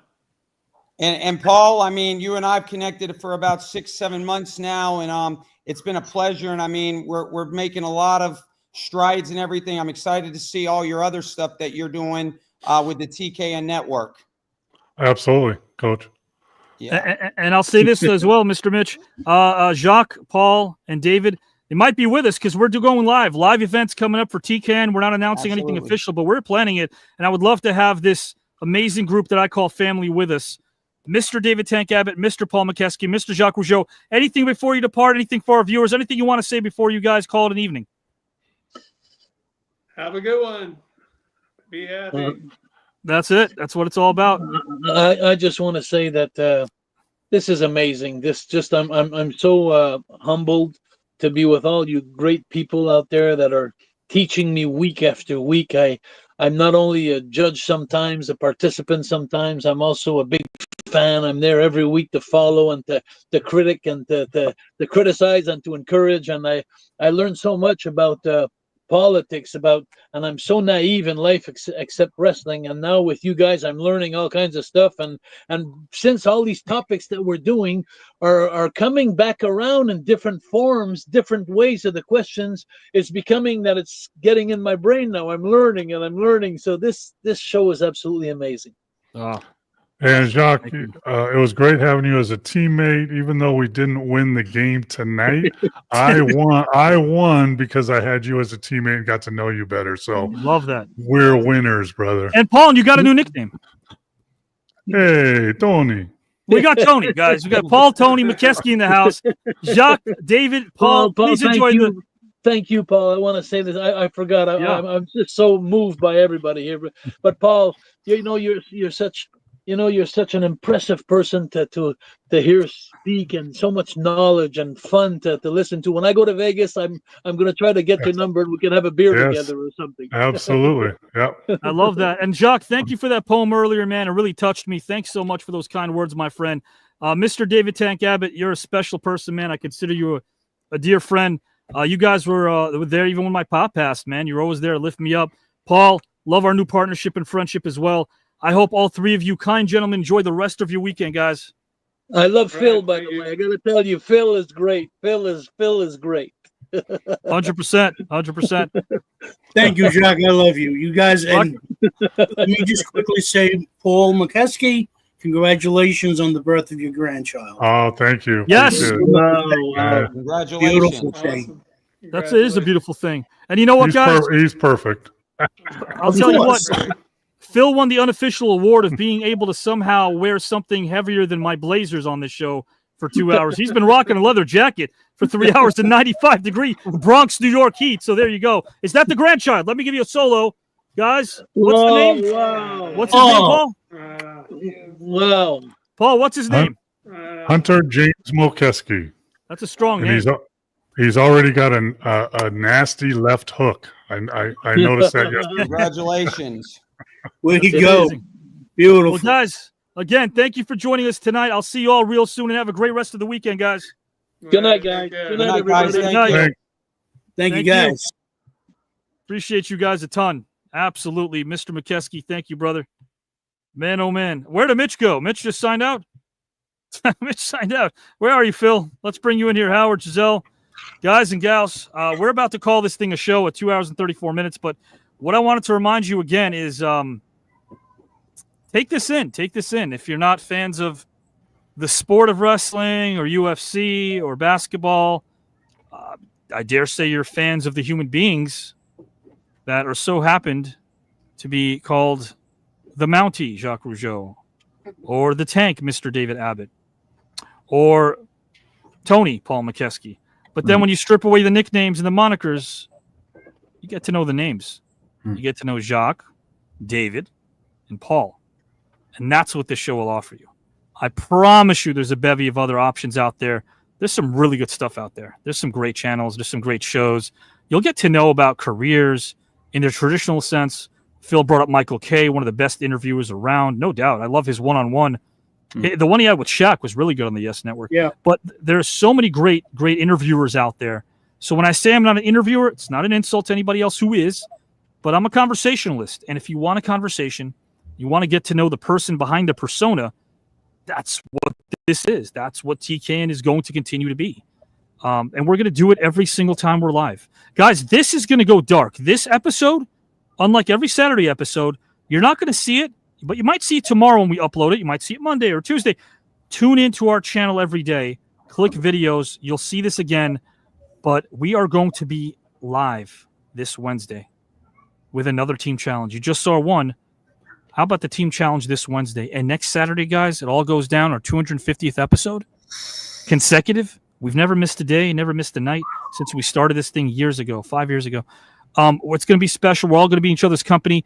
And then following that, July 19th, it is back to rolling up our sleeves. It is back to being able to somehow deal with the fact that there aren't enough Kleenexes in your living room because you're going to be shedding tears when people get eliminated because we've got a 4-way matchup. NHL Hall of Famer, mystery participant.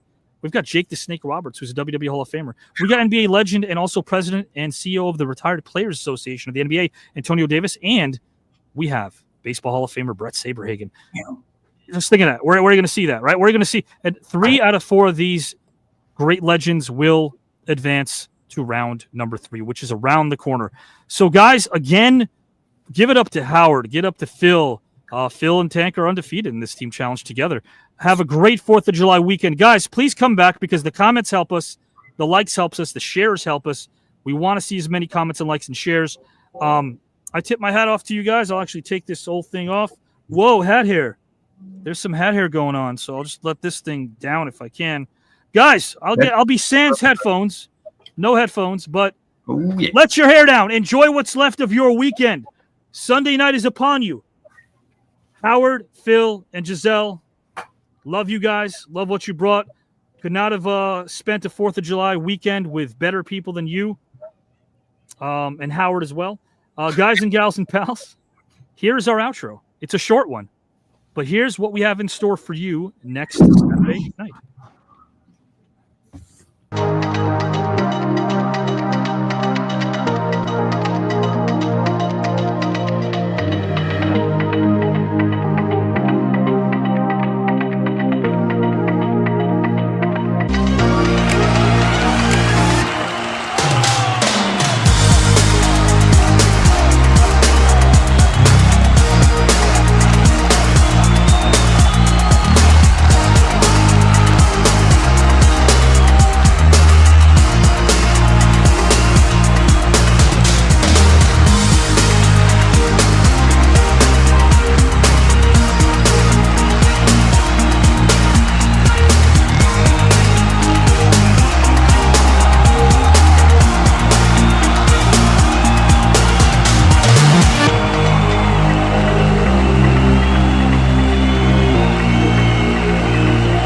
Kelly? Hey, Howard! Nice to meet you. Hey, we got Kelly there. Yeah, I'm here. Nice to meet you. Nice to meet you. Hi.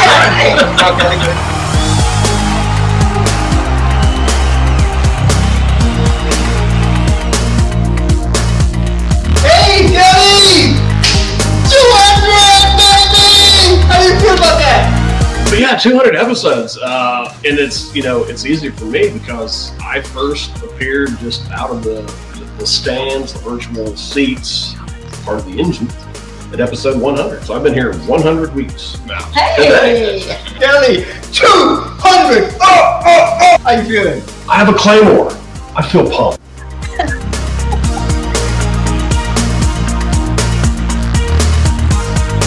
Follow me. You get a tour of the Howard Collado crib. I'm gonna take you to the kitchen. Howard comes in here. He cooks us dinner. This is the trash. It resembles Howard in some way. Just kidding, Howard. You're not trash.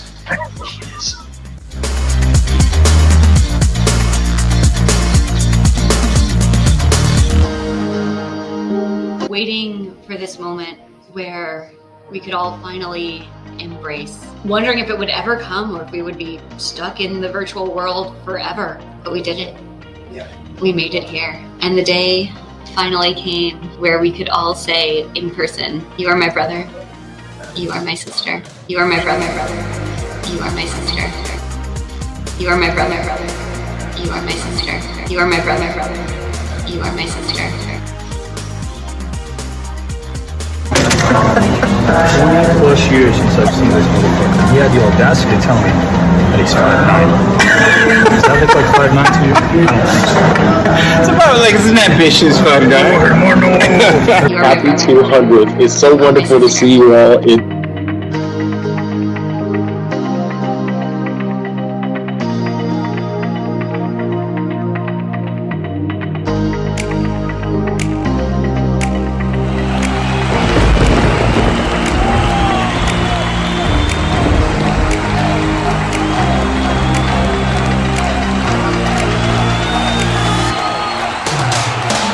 Stuck with this and week in, week out, and always delivered. And I know the best is yet to come here with the new network, TKN.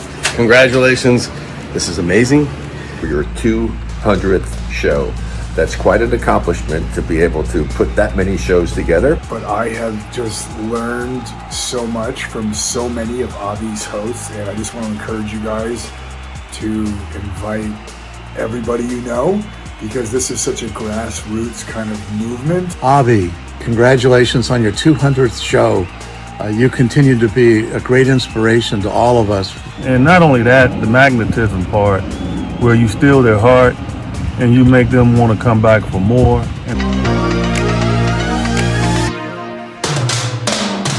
I'm crying, I'm like sweating and fighting kids. And they walk away feeling like they're worth something. Even in older age. That's the great part about you.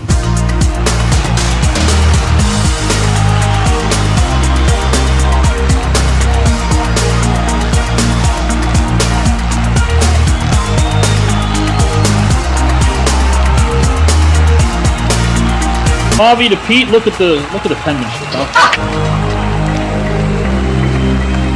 To Kelly White. You got you throw this. It's not like breaking. Because I'm the dungeon master, that's why. Because he's the DM.